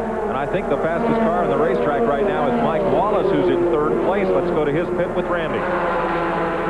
Well, Mike Wallace's crew, these guys are very, very animated. Every time Mike comes by, these guys stand up, clap, cheer. They're all behind their driver, but Mike Wallace, as you guys said, still got a ways to go. He's got a couple of tough competitors, one with a so-called carburetor problem standing in front of him, running up front. not want a carburetor just like it. Well, you got to remember something. These are smart bunch of guys. Yeah. And they scan each other on the radios, and we're sitting up here. We kind of fall for it ourselves. They think, well, Mark's got a carburetor problem. He won't be any factor at all, but he is a factor. He has got a hungry dog on his back bumper. I guarantee you, Jimmy Spencer running back down there, but look at Mike Wallace dog him on the inside there. If he gets one nose up, if he gets up to the door, I think Mike Wallace will go right on in a second, and then he'll give Mark all he can stand. See, Jimmy's car is loose, and you can drive a loose race car fast as long as there's nobody pressuring you. Mark pressured him, he had to get it, he got a little loose, and then Mark got by him. As long as Mike will stay back off his back bumper, I think Jimmy can hang in there. Would you agree there's nobody runs a car looser than Jimmy Spencer, including Earnhardt? Oh, yeah, nobody likes, you hear drivers all the time talk about, well, I like my car a little loose, I don't like it doing this. Nobody wants a car you got to turn right when you're trying to go left. The only person I know of that might like that is Jimmy Spencer. You got that exactly right. When you go off in the corner and you're going down, you can see the car starting off in the corner there. It looks like they're running down in a hole. If that back end's loose and that front does plant down there, it sticks it out about 3 or 4 foot, you're in deep trouble. Harry, something happened to Harry. He was running up there and he was challenging for the lead, and he got things a little loose off the corner. Ooh, this is exciting. Yeah, Mike's got Jimmy loosened up as they move around Mike McLaughlin. Okay, what Mike Wallace has seen is he knows that Jimmy Spencer's car is loose, and he's going to get right as close as he possibly can. That thing will dance around in front of him. It won't be long before Jimmy will say, I don't know whether I want second that bad or not. No, not Jimmy. I just take that back, folks. He'll race her right to the very end, just like he is right now, as hard as he can go. Now Ice-T. Dave Resendiz is back in the race. What a battle here. Mark Martin's the leader. He's now led 14 consecutive Busch races, every one he's entered since Michigan last August. Here comes Mike up underneath now. He's trying to get up under him, but I don't think he's going to get that position on Jimmy Spencer. You see Jimmy close the door going in the corner there, but Labonte's closing up on the back of the 2 cars there. Mike Wallace going to try it here. Good move. Good cut off turn 4. Got him this time. Yeah, that's easy position. Once you get that far up, it's pretty well done. Trouble in the wall hard, Harry Gant. Yeah. I believe I heard a tire let go. I thought something was wrong with Harry's car. As Gant went down into turn 1, there was the sound of an explosion as if he cut down a tire, and Gant struck the turn 1 wall very hard. Jeff Neal and Dennis Setzer have taken their cars behind the wall as caution comes out at lap 133.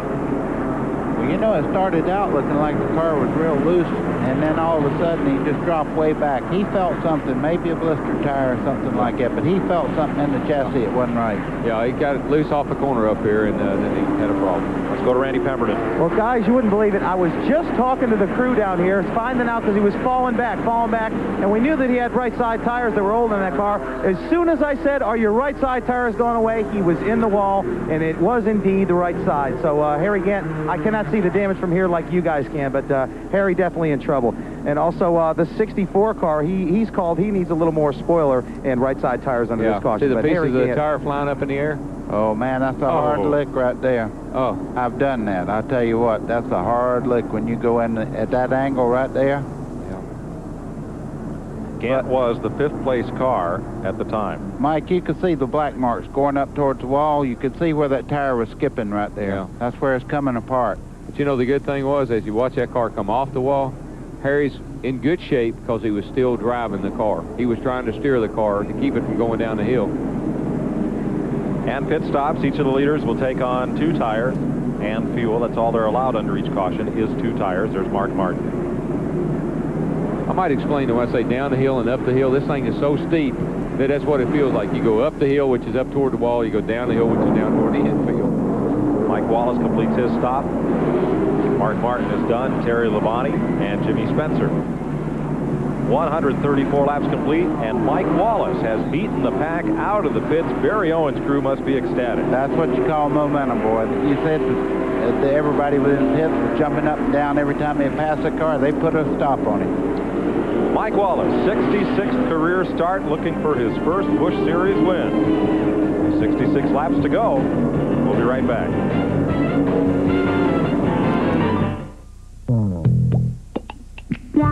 I'm playing Pete's Comedy Pagoda tonight. I'm staying here at the Super 8 Motel. My favorite place. I love this room, don't you?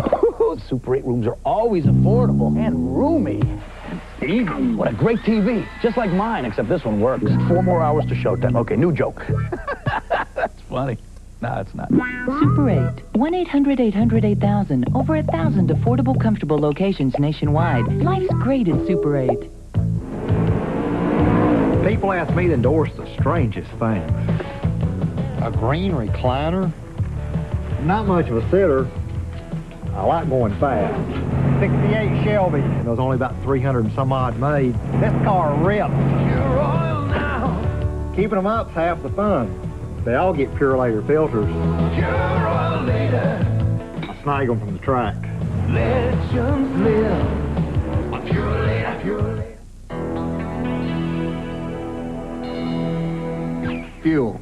It's got to be the best, especially when you fire up. It's got to provide efficient turnover. It's got to be lean and have some rare qualities. A WD brand steak from Winn-Dixie. It'll definitely get your motor racing. Oh, the car? It takes high test. Step out for Dr. Pepper. You can win Foot Locker gift certificates worth up to $70. And get Foot Locker discount coupons on every specially marked Dr. Pepper package. Foot Locker and Dr. Pepper, America's winning team. You're a part of me. That's the heart of me. Out you I'm just a lonely melody. But together we are harmony. Dr. Pepper, you're a part of me. 64 laps to go here at Dover. I'm Mike Joy with Buddy Baker and Darrell Waltrip. Randy Pemberton, Glenn Jarrett on pit road. And next weekend we'll be busy. Next Saturday, we'll be at Pocono for the TGI Fridays, Coca-Cola 150 Sportsman Race on the Pocono ARCA 150. Darrell and I will be at Pocono. Buddy Baker will be at Myrtle Beach, South Carolina for the Carolina Pride Budweiser 250 Busch Grand National Race. So 11 a.m. at Pocono, 5 p.m. for Myrtle Beach. It's wall-to-wall stock car racing next Saturday on TNN. Buddy, he gets to go to the beach. Yeah, sir. You and I, we go to the honeymoon capital of the world. We're at the Spinach Farm. Yeah. I tell you what, Pocono's a great racetrack, but Myrtle Beach is too. I can't wait to get down there. I'm like that guy. Don't throw me in that fire patch. Yeah. Harry Gant is okay. Let's check with Randy. Yeah, well, these guys never did. The crew, in fact, never did get a chance to talk to him. They sent a crew member running down there to check on him. They saw him get out of the car, and they were very relieved because evidently the radios got knocked out on that wreck. As far as updates on the pit stop, I have one. That is Mark Martin. Took a round of bite out of the car, left the air pressure in the tires just the way it is, so Mark Martin is set. Glenn, I know you've got a couple of updates. Well, yeah, as we noted, Mike Wallace's crew beat Spencer's car out. They were ecstatic about it. They had a fantastic pit stop. They put right side tires and fuel. Also, same thing for Rodney Combs and Dale Jarrett. And way down at the other end, down in turn 1, or at the end of, going into turn 1, the end of pit road, Ricky Craven finally got to put on those left side tires. He finally got caught up. But now his right side tires are worn more than anybody else's, so he still hadn't caught up. And there are still 23 cars on the lead lap. Here's your leader, Mike Wallace. Jimmy Spencer is second. Ooh. Yeah, it sheared everything off that right front. That's a gnarly mess. That's what that is. Yeah. I mean, there's nothing left there. Well, you go into that first turn down there, you're going probably 140 miles an hour at 150 miles an hour. And when that tire lets go, you go straight into the fence at 150 miles an hour. Oh. Here's the way they're running. Here's your top 5. Bonnie, Jarrett, Combs, the outside pole sitter. Martin, Craven, Fedewa, Schrader, and Presley. 11th is Joe Nemechek. 12th is Hermie Sadler. We haven't seen much of Hermie today. He started tail end. Jason Keller is 13th. Tracy Leslie 14th. 15th is Phil Parsons. 16th, Johnny Benson. 17th, Elton Sawyer. 18th, Larry Pearson. 19th, Ronald Cooper. 20th is David Green. 21st is Kevin LePage. In 22nd, now they're showing Tracy Leslie, and 23rd, Patty Moise. Those cars are on the lead lap. 23 cars still on the lead lap. That's incredible. I tell you, this has to be about the most competitive racing that we cover anytime. You know, and then speaking of the 23rd place car, that's Patty Moise, and that's an admirable job. Yeah. To be on the lead lap 2/3 of the way through this race. 3/4, whatever you are here. She is. I never was too good on fractions. She is 7, except percentages. How much does the driver get? You're good on percentages. Percentages, oh, it's all driver. Yeah, Yeah. about 90%. There's Patty. That's what they all tell you when you want to talk to one of them. That's right. Now, what's the percentage? Patty is running 7 positions behind her husband, Elton Sawyer. Now I think they're showing her on the tail end of that lead lap. Oh, yeah. Right yeah. at 1 lap down behind That's Mike what it is. McLaughlin. Daryl, that had to be an interesting discussion in dinner between the two drivers there. Yeah. I don't think I've ever done that because when I had dinner with my dad, he was always the boss, so I didn't get to talk back. But if she beats him in a race, he's got to listen to a whole bunch of things. Oh, boy. She could tell him everything he did wrong. And vice versa. Well, it seems to work. I doubt it. Now, they've been married for several years. They're good kids. And are awfully happy. Elton is a great kid. He's got a good future ahead. Green flag at lap 139. Mike Wallace there, he got a real good jump on the start there. Jimmy Spencer moving up there in second place. Jerry Labonte coming along, and Dale Jarrett right behind him. Rodney Combs is running super good all day. Mark Martin in that old skipping car moving in there right up with the front car. And here comes Ricky Craven. You're riding with the pole sitter. Craven in 6th place. There he is. Big pack right behind him. Yeah, that running 2x2 there, that's a little bit testy. They're right on the edge of being in trouble on that outside line there. They can move up a half a lane and start a whole bunch of fireworks. That's what you dread about restarts. But Darrell is a Winston Cup driver who has to run here tomorrow. You got to be kind of happy to see that second crew getting worked in here. Yeah, and it's getting worked in, but not enough where you could really be comfortable. Maybe you could be cautiously comfortable. And somebody will. Yeah. Darrell, we don't really know what caused Harry Gant to have the problem a while ago with the right front, but he did blow a tire. Are you running Hoosiers tomorrow? No, we're on the Goodyear tires tomorrow. I'm not sure what happened there. That's one of the downsides to 2 tires per caution. Harry had several laps on those right side tires, and maybe they got thin, they wore down on him or something. But he did blow a right front tire. And he was on Hoosiers. Yeah. Rodney Combs and Mark Martin here. Battle for 5th place.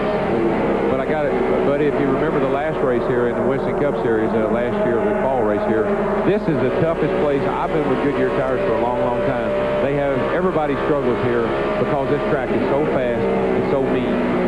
It's hard to get a tire that'll run here without giving a problem. Well, you can see in this picture right here, they really bind the car up and have to stay right on the white line on the bottom. Jimmy Spencer looked underneath there. He didn't have quite enough room to get under Wallace there, but if he's that strong right now, whatever he done on that pit stop, he must have made some adjustments to his car to tighten it up because he was running loose a while ago. Now, everybody make note. That was a display of patience on Jimmy Spencer's part. He had the nose under, but he wasn't up to his ear, just up to his nose. I got to tell you, though, if I was driving that 9 car, Jimmy Spencer would be leading the race right now. I would follow that young man for a while. Well, we'll see. Keep in mind, Mike Wallace has never won a Busch Series race. He's looking for number 1 today. And he's got the want-tos real bad. Yeah. Yep. Well, I was just fixing to say, I can't ever remember you just rolling over and playing dead for anybody. That's more talk in the booth up here, folks. He never done that. It just looks different from up here, okay, buddy? Sure. Mike Wallace started 19th. He is the race leader. Took it over at lap 135, 11 laps ago, when he passed Jimmy Spencer. Mark Martin. Here is Mark Martin. He's racing Dale Jarrett on the left of your screen and Rodney Combs. Mark is so patient with this race car. If it's skipping, you can hardly tell it. You notice he's coming up out of the corner here, and he's not losing any ground whatsoever. So whatever the problem is, that carburetor, it's bothering him more because of the way it sounds and the way it's running. This is a momentum racetrack. If you can stay in the throttle, even if you are skipping a little bit, you can run the turns so hard here that it really doesn't hurt you that much. Talked to Mike McLaughlin this morning. It's only his second trip here in a Busch car. And he said, man, he says, you're not out of the throttle for long here. He says, you're right back in. And he was kind of shaking his head as he was saying it, like almost he didn't quite believe it yet. But he's had a pretty good run here today. Second time out. Winston Cup cars will qualify here in the 23-second bracket now. That's incredible. I mean, used to we come here around 25 and 26. And now we're 23s, and we're racing at 24s. Let's check down below where Randy Pemberton's caught up with Harry Gant. Well, Harry Gant has walked on the infield carry center. Harry, you took a pretty good lick. Yeah, it hit pretty hard, but luckily I think I'm okay and everything. Well, I know you probably wanted to get right side tires. What was the circumstances there? Well, the car picked up a pretty bad push. I think it wore the right front. I backed off, but I didn't back off soon enough. Hey, Harry Gant will be ready to go for tomorrow. He got a little bit of limp, but he's okay. Wife Peggy walking along with him. Harry's a tough guy, and he'll be ready for tomorrow. Maybe a little sore, but he'll be there. Remember, he's on his farewell tour in September. He'll run his final race at Dover. Now, Darrell, we heard them all talking about how much he was using the tires up, and it was, it'd been a long ways on the right side with tires. That push he felt might have been into the cord there, and he run their own down there. He backed off, but not enough. He needed to come in and get tires. But unfortunately, when you're waiting on a caution, you just hope it's not you. Radio tires are so tough that even when there's something going wrong with one of them, it's hard for the driver to detect. They're not like the old bias tire where if it started going down on you or something, you could start to feel it like a big bowl of jelly. These tires are tough, and when they start having a problem, it takes a little while for the driver to really catch it. And sometimes you don't catch it in time. Watching the battle here for 4th, 5th, and 6th, as we are 48 laps from the finish. We'll be right back to Dover Downs. It's a major breakthrough in auto protectant technology. Formula 2001 Super Protectant. It provides a more brilliant, longer-lasting shine than Armor All on vinyl and leather. And look, in the Arizona desert, Formula 2001 brought back the shine to UV-faded vinyl, rubber, even leather. Get the new standard in automotive protectant technology. Formula 2001 with 50% more active shining ingredients than Armor All. Get Formula 2001 products today. I bought my car new in 1970. I drove a hockey team 190-mile round trip 3 times a week. Haviland Formula 3 from Texaco. I took good care of it. And when I reached 300,000, I thought, I've got to be a pretty good car. No other leading motor oil offers more complete protection to help your car run better, last longer. Secret to long life is regular maintenance for me and my car. Haviland Formula 3.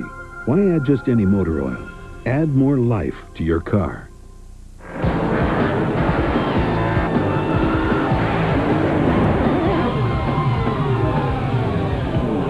If you want to know why most NASCAR teams use a Sears Die-Hard battery,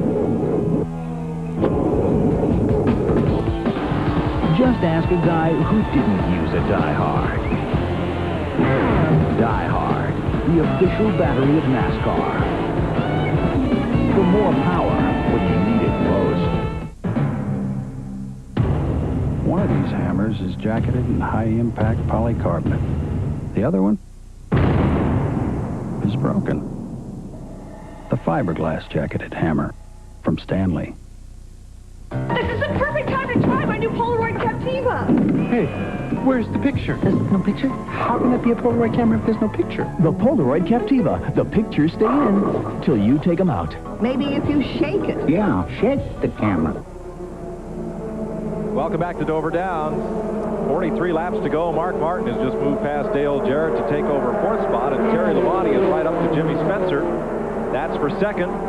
Left side of your screen, Mike Wallace trying to pull away just a little bit here. Yeah, but they closed up a big, I don't know if he hit traffic or what happened, but he closed up on the right. But I'd like to make a quick point.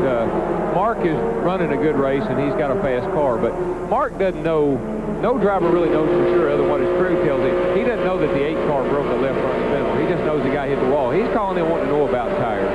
Harry Gant's guys, those guys don't know if Harry blew a tire or what happened to him. They're calling in wanting to know about tires. When we run this racetrack, that is a big issue.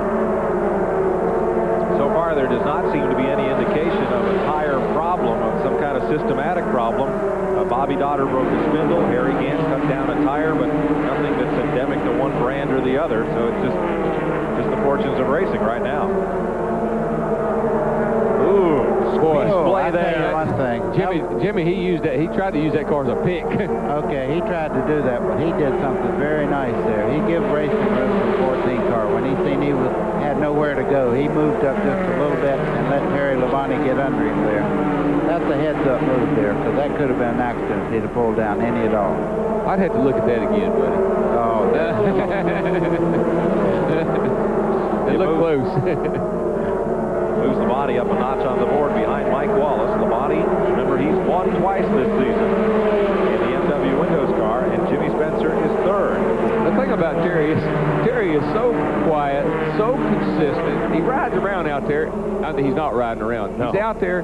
You don't really pay a lot of attention because he doesn't do anything real exciting. But look at him. He's sitting there in position to win this race. Well, he's catching Mike Wallace at a pretty good clip right now. You see, he passed Spencer just a lap ago, and he has about an 8 or 10 car left lead on him. So whatever Spencer would have done, he would have got past anyhow. Terry Labonte has got his car hooked up easily.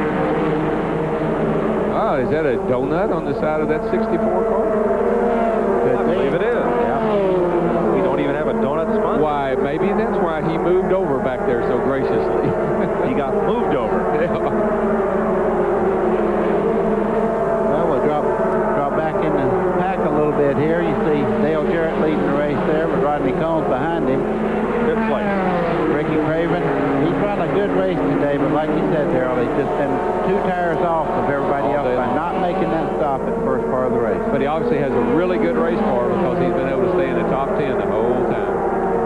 Good or bad tires. And I don't think we've heard the last of him as far as him moving up. Craven in the DuPont number 2. Right behind him, Robert Presley. Just ahead of him, Rodney Combs.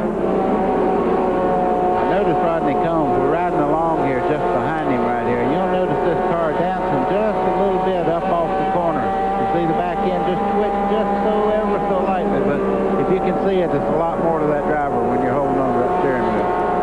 Back to this in a second. Let's show you once again what happened there with Labonte and Spencer. You asked for it. Let's show. Yeah, here they come. Excuse me. Oh, well, right there.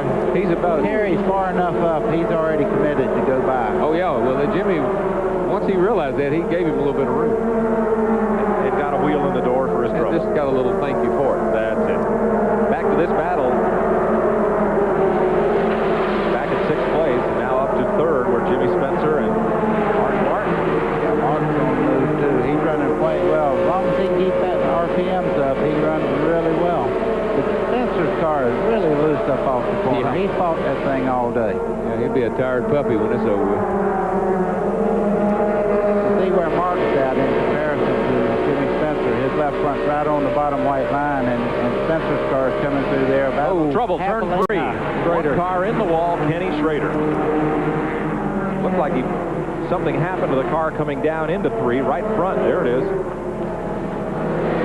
Well, I'm not sure about it. We'll see it on the replay, I'm sure. Car jumped around in turn number 3 and went straight up to the wall. I believe this is a break. I don't like to say that, but this is going to help Ricky Craven because he's going to get some fresh left sides again. You see Kenny Schrader taking it behind the wall. He knows there's too much damage to continue on. Watch the right side of your screen. Oh, he's got smoke trailing behind that boy. He looked like he might have had engine trouble beforehand and then got up in the loose stuff. You see all the dirt flying out from under that thing. When you get up that far, you're done. Yeah. That looked like probably an engine failure. And Kenny's, he's walking around, he's saying, let's see, that cost the engines are 25. I tore up the right side, that's 55. That's a 30 grand accident any way you want to look at it. Is that what you do? Like a two-car owner driver. Well, he owns that car himself, that particular, the Bush car, so I know he's thinking about that. Do you do that tomorrow when you're running along? Do you go, okay, we've used 4 sets of tires and this thing's starting to skip? Yeah, you think about all those things.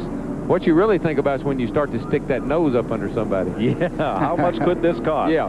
Pit strategy, here's Randy. Well, Terry Labonte said the crew said stay out, pit only if the leader pits. Pit road was open that time. They did not come in. The 9 car, as far as Mike Wallace goes, he wants left side tires, but we're just going to have to wait and see. The last thing they said, you might possibly make a fake and run down pit road, so we could have all kinds of stuff. Glenn Jarrett, what do you have?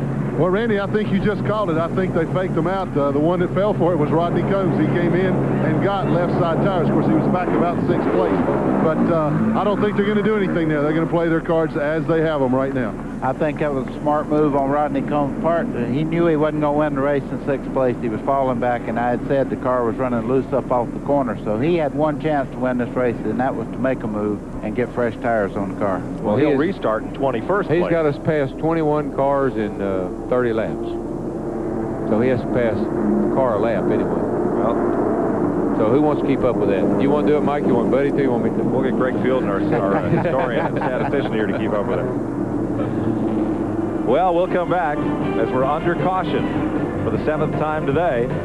Finish this one off here at Dover Downs.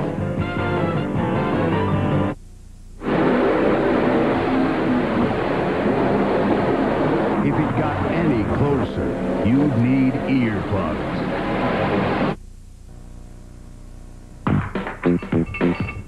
For used sports equipment of all kinds, and even new sporting goods, visit your nearby Play It Again sports store.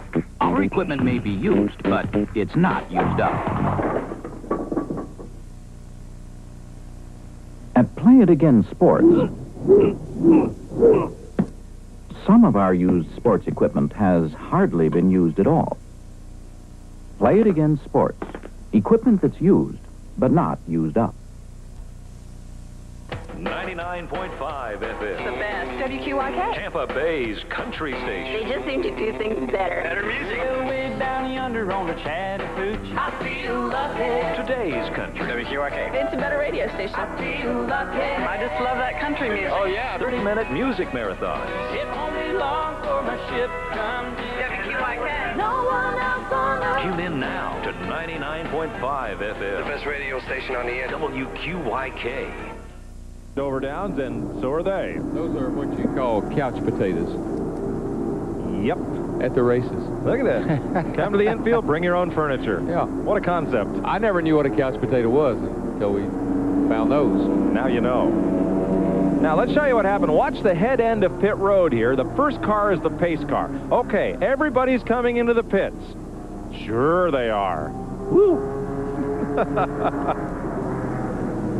Boy, Rodney, he had his mind made up no matter what anybody did. Yeah, he was coming in. He was far enough back he could have turned back out. You know, I might add, that's an interesting shot we had there. If you look back down pit road, the end of pit wall down there coming off turn 4, that's been extended down there about 30 more feet in order to make room for a couple of new pit stalls. It bothered me the first time I went out.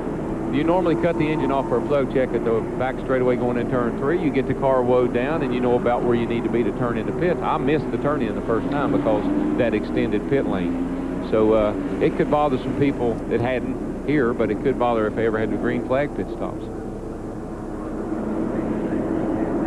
And that's a track fact, by the way. Well, thank you for that.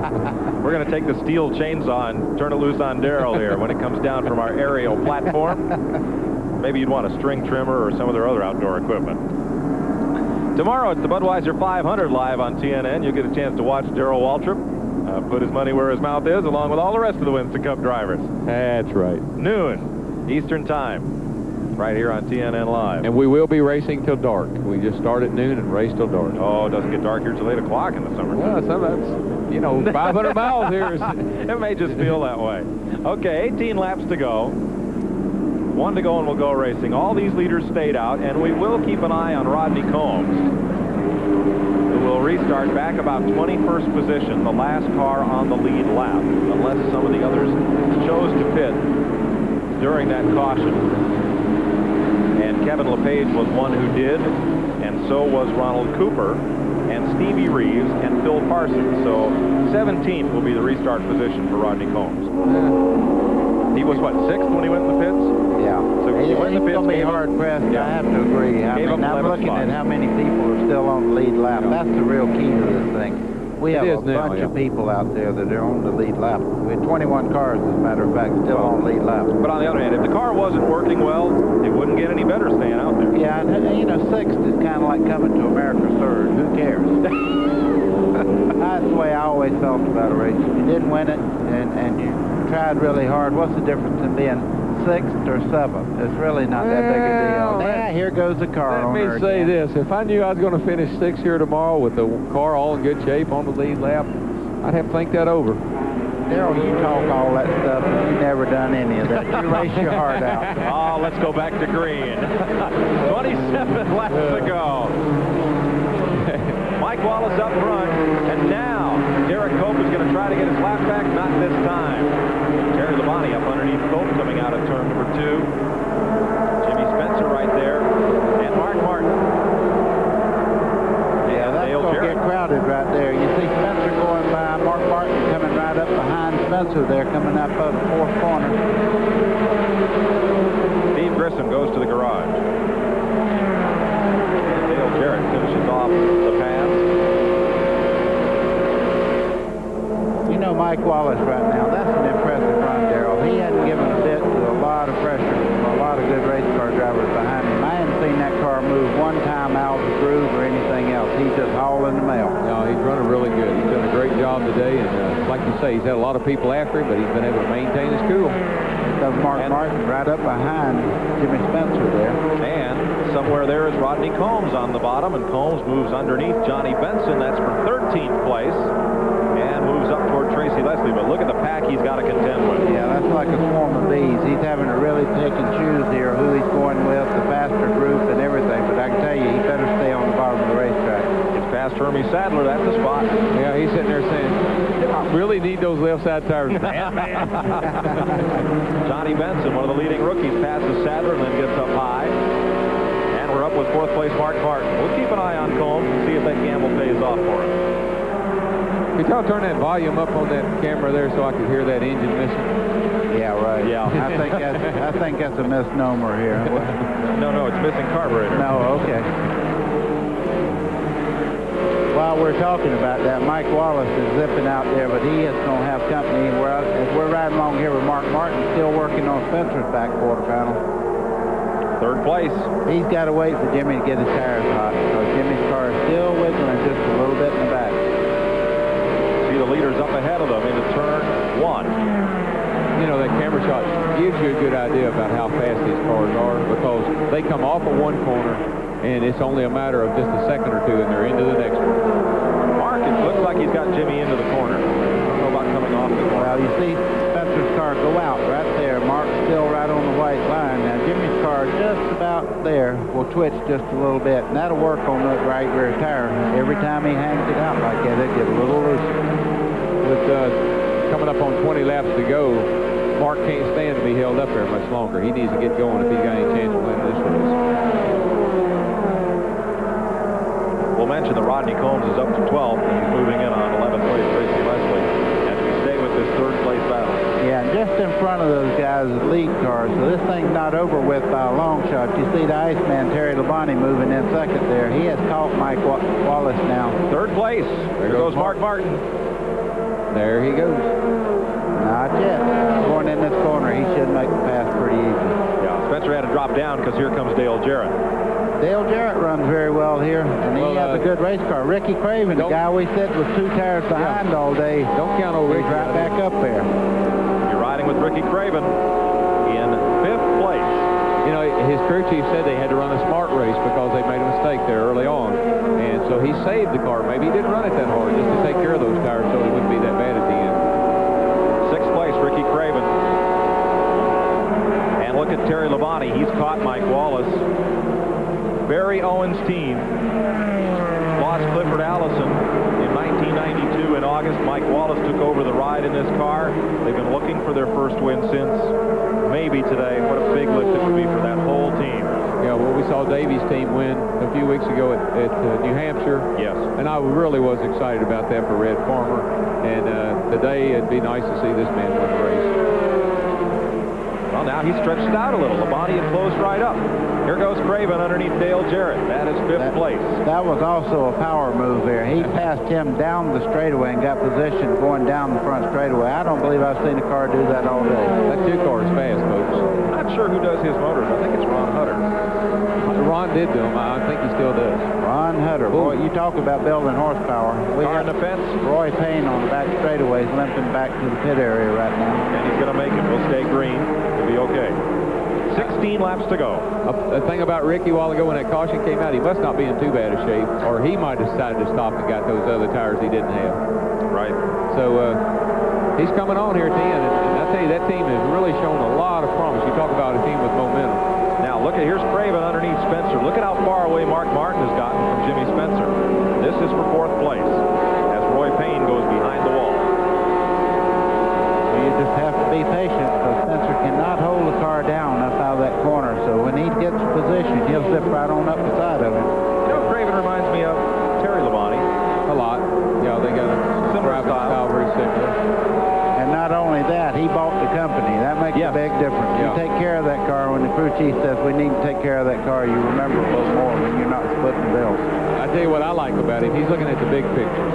Just like right now, he could force his way by Jimmy Spencer, but he's looking at that the Busch Series Championship this year, and he knows he's got a good shot of moving up big time today because all the other guys have had trouble. Of the leaders, Mike Wallace is 17th in the points, and he leads this race. Ricky Craven is the number 2 point man, but with Kenny Wallace out of the points, Craven can take over the lead today. You know, Darrell, a lot of people don't understand the big picture, but that being the national champion is something you cherish for as long as you live. It's something you really want to have. Unfortunately, I never won a national title. I won a lot of races, but I didn't win a national title. Well, it's got to mean a lot. It's a big part of your resume, trust me. Let's check with Glenn on Mike Wallace's car. Well, guys, I asked the car owner, crew chief Barry Owen, if Mike had said if he thought he could hold off Terry Labonte. Barry said he wasn't sure, but experience was going to play a big part in it. Then just about that time, Mike seemingly started to open the gap just a little bit. Barry turned around, looked at me, and said, yes, he can. Well, I know they're real optimistic, Glenn. Bobby Dotter went out in the ambulance for X-rays, left the racetrack, and Owens, the pit crewman on Johnny Benson's car that was upended by the tire from Dotter's car, has sustained a broken leg, and he's also being taken for treatment. Well, Glenn, they can't see the back straightaway like we can. Terry Trouble moving in. 3 cars in the back straightaway. Hermie Sadler, Ronald Cooper, and They're going to race back to the green. This could be more trouble, folks. Mike Wallace is... Mike Wallace has gone through. Just nobody will come close to him. He'll come unscathed and around with a caution flag. Terry was racing Mike real hard off that corner over there, and they raced back hard. See, Ronald Cooper's car, there's a lot of damage on the left side there. Well, they had to tell Mike to go because there's only 9 laps left, and they may not be able to get this one cleaned up in 9 laps. I think they could, but well, Ronald Cooper, you can see he dusted off the right side in practice. Little primer and hastily applied numbers. Now, trouble on the left side as he and Sadler. There was a 3rd car involved there coming out of turn number 2. This race. Let's see if we can show you what happened here. Oh, it's Sadler around. Yeah, Hermie, you can't tell whether the yellow car there and its 2nd car might have touched Hermie Sadler's. Maybe triggered this deal. Kevin LePage is the 3rd car involved. He was also on the lead lap. These 3 were all racing for position. It looked like Ronald Cooper might have gotten the back of Hermie Sadler getting up off that corner. You can't really tell because when we joined that little deal there, they were coming up out of the corner, and it might have been a deal like we seen when what was his name in 05? Tommy Ellis, when he moved over on the right-hand side there and kind of clipped the nose of the car. Well, it's getting late in the race, and tires are worn, and it doesn't take much to get loose up off that corner over there. I tell you, lose one easily. Let's check with Randy Pemberton. Well, we're going to try and get a word with Bob Labonte and see what he thinks about Terry's chances there. What do you think? Can he do anything with him? Can he do anything with him? Well, I don't know. You know, we didn't need this flag right here. Our car runs real good on long greens, but We ain't quit yet. Okay, that's Terry Labonte's dad, Bob Labonte. Yeah, on the restarts, Mike Wallace has been able to pull away, and it's taken Labonte some time to reel him in. Let's go down to Mike Wallace's pit. Here's Glenn. Well, this is Barry Owen. And Barry, what about that caution flag? Glad to see it or not? Well, I think we're a little bit faster on cold tires than the initial restart, so I can take it either way. Well, the 14 car their crew said that they didn't need this. They were better on the hot tires. Yeah, I think they were. They would catch us on the hot tires, but on the cold tires, we'd get away initially. So I hope it's in our favor. And what he really hopes for is that they don't restart. I'll take that. And folks, that just shows you, those guys aren't just standing down on that wall watching this race. They are in this race, the crew is, and they know what's going on. They know that the 14's better on the long green, and they're better on the restart. Both teams know the weak and strong of both of the other guys. Yeah. Well, there's cautious optimism in Barry Owen's pit there. They're working on the back straightaway on Kevin LePage's car now, hooking up the record to it. Now, they will get back under green, it looks like to me. And from the steel chainsaw aerial platform, looks like somebody's taken a chainsaw to Kevin LePage's car and cut all the stuffing out of the teddy bear. They're going to have to send him to the hospital and get him fixed. Back to Burlington, Vermont to the teddy bear hospital. That's a neat deal. I love that. Isn't that fun? Yeah. How many do your kids have now? They got boxes of them. Has Jessica learned to dial the 800 number? She can. Oh, boy. I sent one to my mom for Mother's Day. It's good deal. 7 laps to go. And here is how they're running. On the lead lap, there are 19 cars now. And just to update you, Rodney Combs' march to the front has so far stopped at 12th place. He's behind Tracy Leslie. Joe Nemechek in 10th, Leslie 11th, Rodney Combs 12th. I think he was 6th when he went in the pits for those tires. Restarted at 21st, restarted at 17th. Came out in 21st, restarted 17th. He's up to 12th. Let's check back with Glenn and Mike Wallace's pit. Well, there is a slight clutch problem. Mike has been having a little bit of problem changing gears. Barry Owen told me it was nothing really serious. They didn't expect it would cause them any problem. By the way, this crew built this thing from the ground up, this car, and it is named Reba for all you country music fans out there. Where is the red dress, Reba? I'm going to tell you what, she knocked me a loop out of my seat when she walked out to get the country award with that red dress on. I'm going to tell you, that's a good-looking lady. Yeah. She's singing right now, Does He Love Me? Or does he, what's that song? Does He Love You? Or does something like that? Her and Linda Davis do it together. Yeah. Oh, that's a great duet. Yeah. Like it. Linda Davis sang the national anthem for the Winston Select, and we turned her into a race band like that. Oh, yeah. She had a great time. Nice lady. Yep. There's a lot of country music guys and gals that are huge NASCAR fans. And a lot of NASCAR people are huge country fans. Let's check with Randy. 1 to go, we'll go racing. Well, I just wanted to update you guys on Rodney Combs' plight to win a race here today. Just prior to that caution, I saw him drive into turn 1, saw a very heavy puff of smoke come out the left side, and Rodney Combs has definitely lost a cylinder, so he will not be a factor from here on in. The only factor he may be is coming up through the gearbox on this restart, so we can watch for that action right there. They built that car earlier this season. I think it's the same one they ran at Nazareth. They gave it a name, and then they renamed it. Now, I'm not sure the significance of that. There it is on the quarter panel. You can see it. French's. No, they renamed the car. You know how not the sponsor. That's right. He has black flag for half the races. With me. We get silly near the end here. And French's for the others. We got to get back to it, guys. Hang in there, folks. We only got 5 more laps to go. Getting ready. Mike Wallace, the leader. Terry Labonte, second. Mark Martin, third. Jimmy Spencer, fourth. Ricky Craven, fifth. 6th is Dale Jarrett. 7th, Tim Fedowa. 8th is Robert Presley. 9th is Jason Keller. Good run for him today. And 10th is Joe Nemechek. Considering that the 23 car lost the lap, they're going racing here. Mike Wallace got a good start there. Come up through the gearbox. I know he's happy now. He's back into high gear by this time. He knows the clutch is not a factor right at the moment. Yeah, Terry Labonte's right with him. 4 laps to go. It's going to be a shootout. And I can tell you, Terry ain't done yet. Look right behind him there. There's Mark Martin. That's the guy you have to deal with anytime he's running that close to you. Labonte looking for season win number 3 in the white car, and just up ahead, Mike Wallace trying to win his first ever. Boy, you talking about sweaty palms and heartbeats up right now. Yeah, I just fixing to say. Oh, Mike, a little high there. You better keep it down, Mikey. That's a good way to...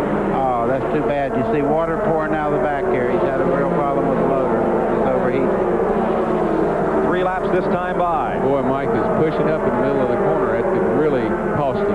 Johnny Benson, the fifth, down to the bottom of the racetrack. He's going to limp it home for rookie points. Look at Mark Martin move in on the back of Terry Labonte. This thing is not over by a long shot. Well, Mark's going to help Mike, actually, because Terry's going to have to start playing a little defense here, and that could really pay dividends. 2.5 laps to go.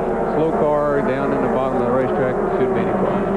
Boy, if you never won one of these things, you know how important this is for this kid not to make a mistake. Oh, be quiet, buddy. You're making me nervous. 2 to go. 2 to go. Gosh. Labonte right down on the white line. Woo! Mikey.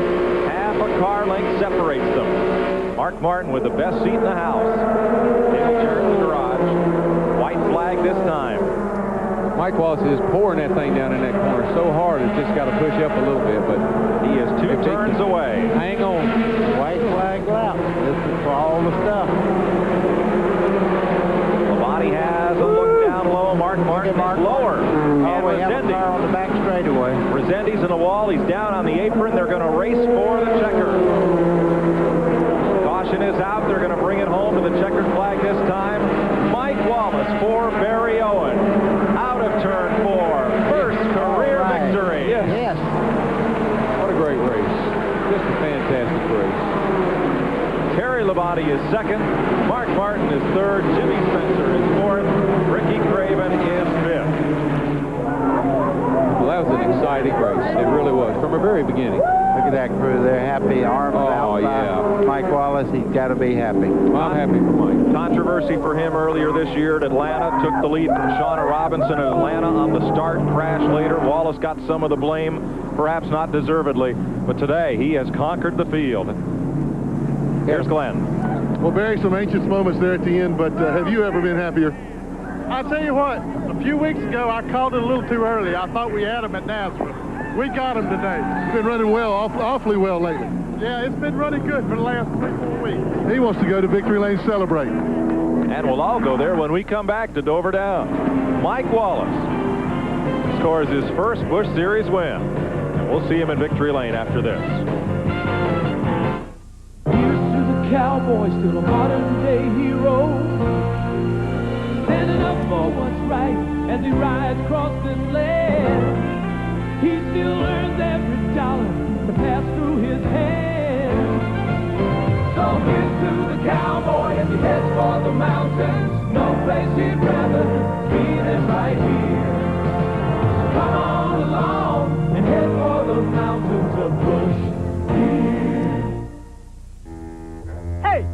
Is that what I think it is? Yeah, it's my new Wagner power painter. Well, can you edge with it? Yeah, you can edge like this, or adjust it to control the paint up close. And when I'm done, I'm gonna switch nozzles and stain my deck. Do a lot of other jobs I've been meaning to do. Well, does it clean up easy? Yeah, it's quicker than you think. Why am I painting this by hand? Good question. Get a Wagner.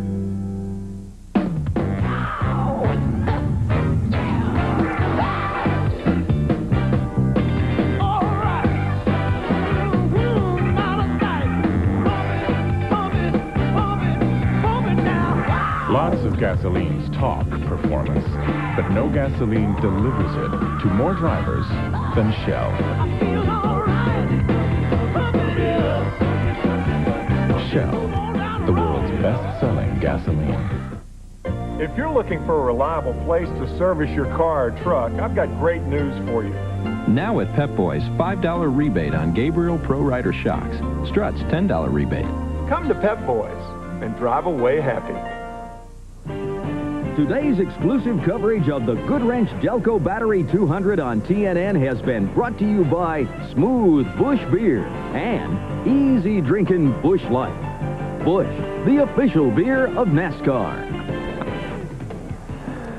Well, Darrell, the fans got everything they paid for and then some today. Well, they really did. We saw a little bit of everything. We saw some fast cars have problems. We saw, deals on the racetrack. The track was somewhat of a problem running that high groove.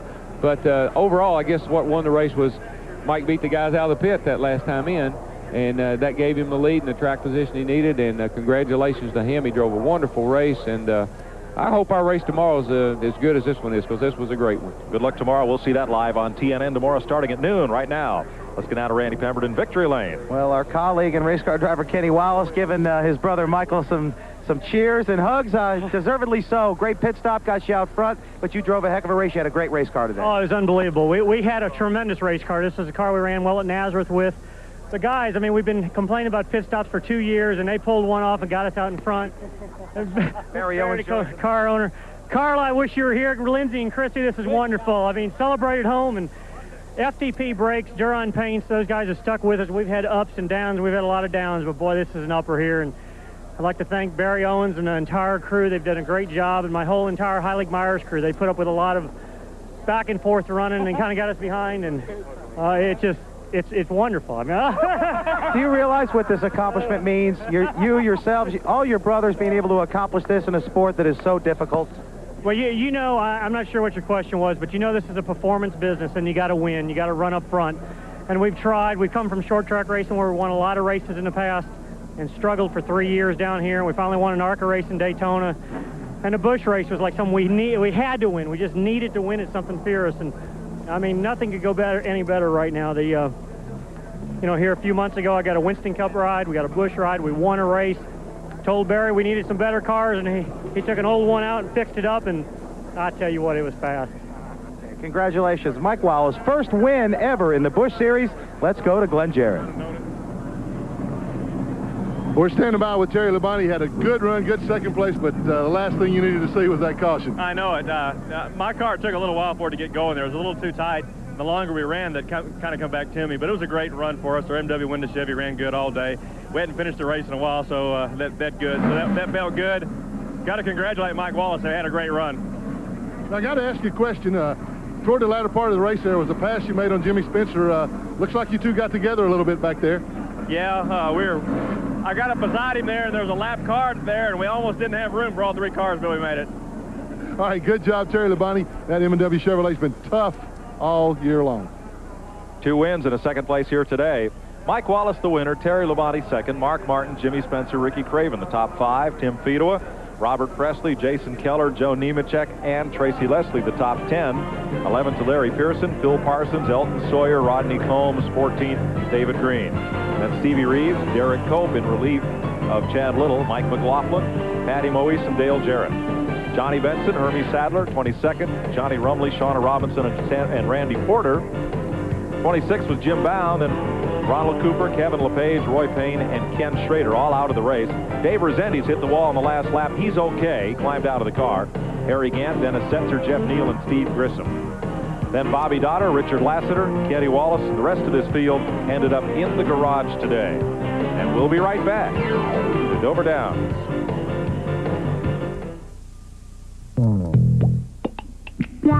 I'm playing Pete's Comedy Pagoda tonight. I'm staying here at the Super 8 Motel. My favorite place. I love this room, don't you? Super 8 rooms are always affordable and roomy. Steve, what a great TV. Just like mine, except this one works. 4 more hours to showtime. Okay, new joke. That's funny. No, it's not. Super 8.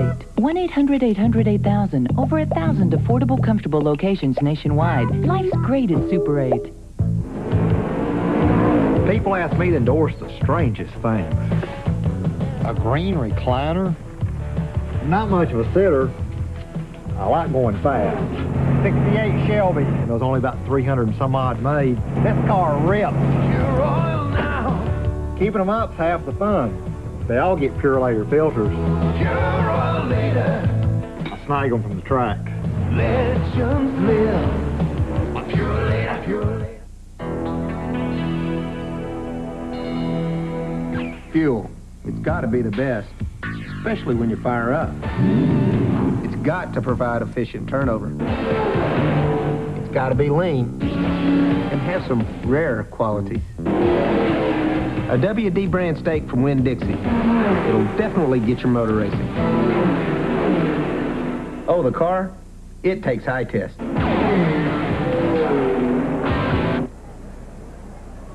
Welcome back to Dover Downs as the fans await Winston Cup practice for tomorrow's Bud 500. AC Delco Automotive Parts to help your car and truck last and last. AC Delco, it's like buying time. Updates the Busch Series point standings. 2 big gainers in the points today. Ricky Craven went from second to the lead. He now has a 48-point lead over David Green. Hermie Sadler in third, Kenny Wallace. Robert Presley moved up 2 spots up into the 5th position. Then it's Bobby Dotter, Tim Fedewa, Larry Pearson, Tracy Leslie, and Chad Little. Well, buddy, I don't know if we've answered that question, if anybody can break out from the pack, but Ricky Craven's been pretty consistent. I don't think we've seen the last of the good teams that are fixing to happen. This latter part of the racing season is going to really be something, and I look forward to being with you. And 11 different winners in 13 races. And the Busch Series goes next Saturday night to Myrtle Beach, South Carolina. Buddy Baker, we listen to a little beach music at the Carolina Pride Budweiser 250 and bring you all the action live at 5 p.m. Eastern Time with Ken Squire. Darrell and I'll be up at Pocono Saturday afternoon with you on TNN. And then next Sunday we'll have Winston Cup racing as well. Tomorrow at noon, the Bud 500 Winston Cup race live from Dover Downs. For Buddy Baker, Darrell Waltrip, Glenn Jarrett, and Randy Pemberton, I'm Mike Joy, congratulating Mike Wallace on his first Busch Grand National win.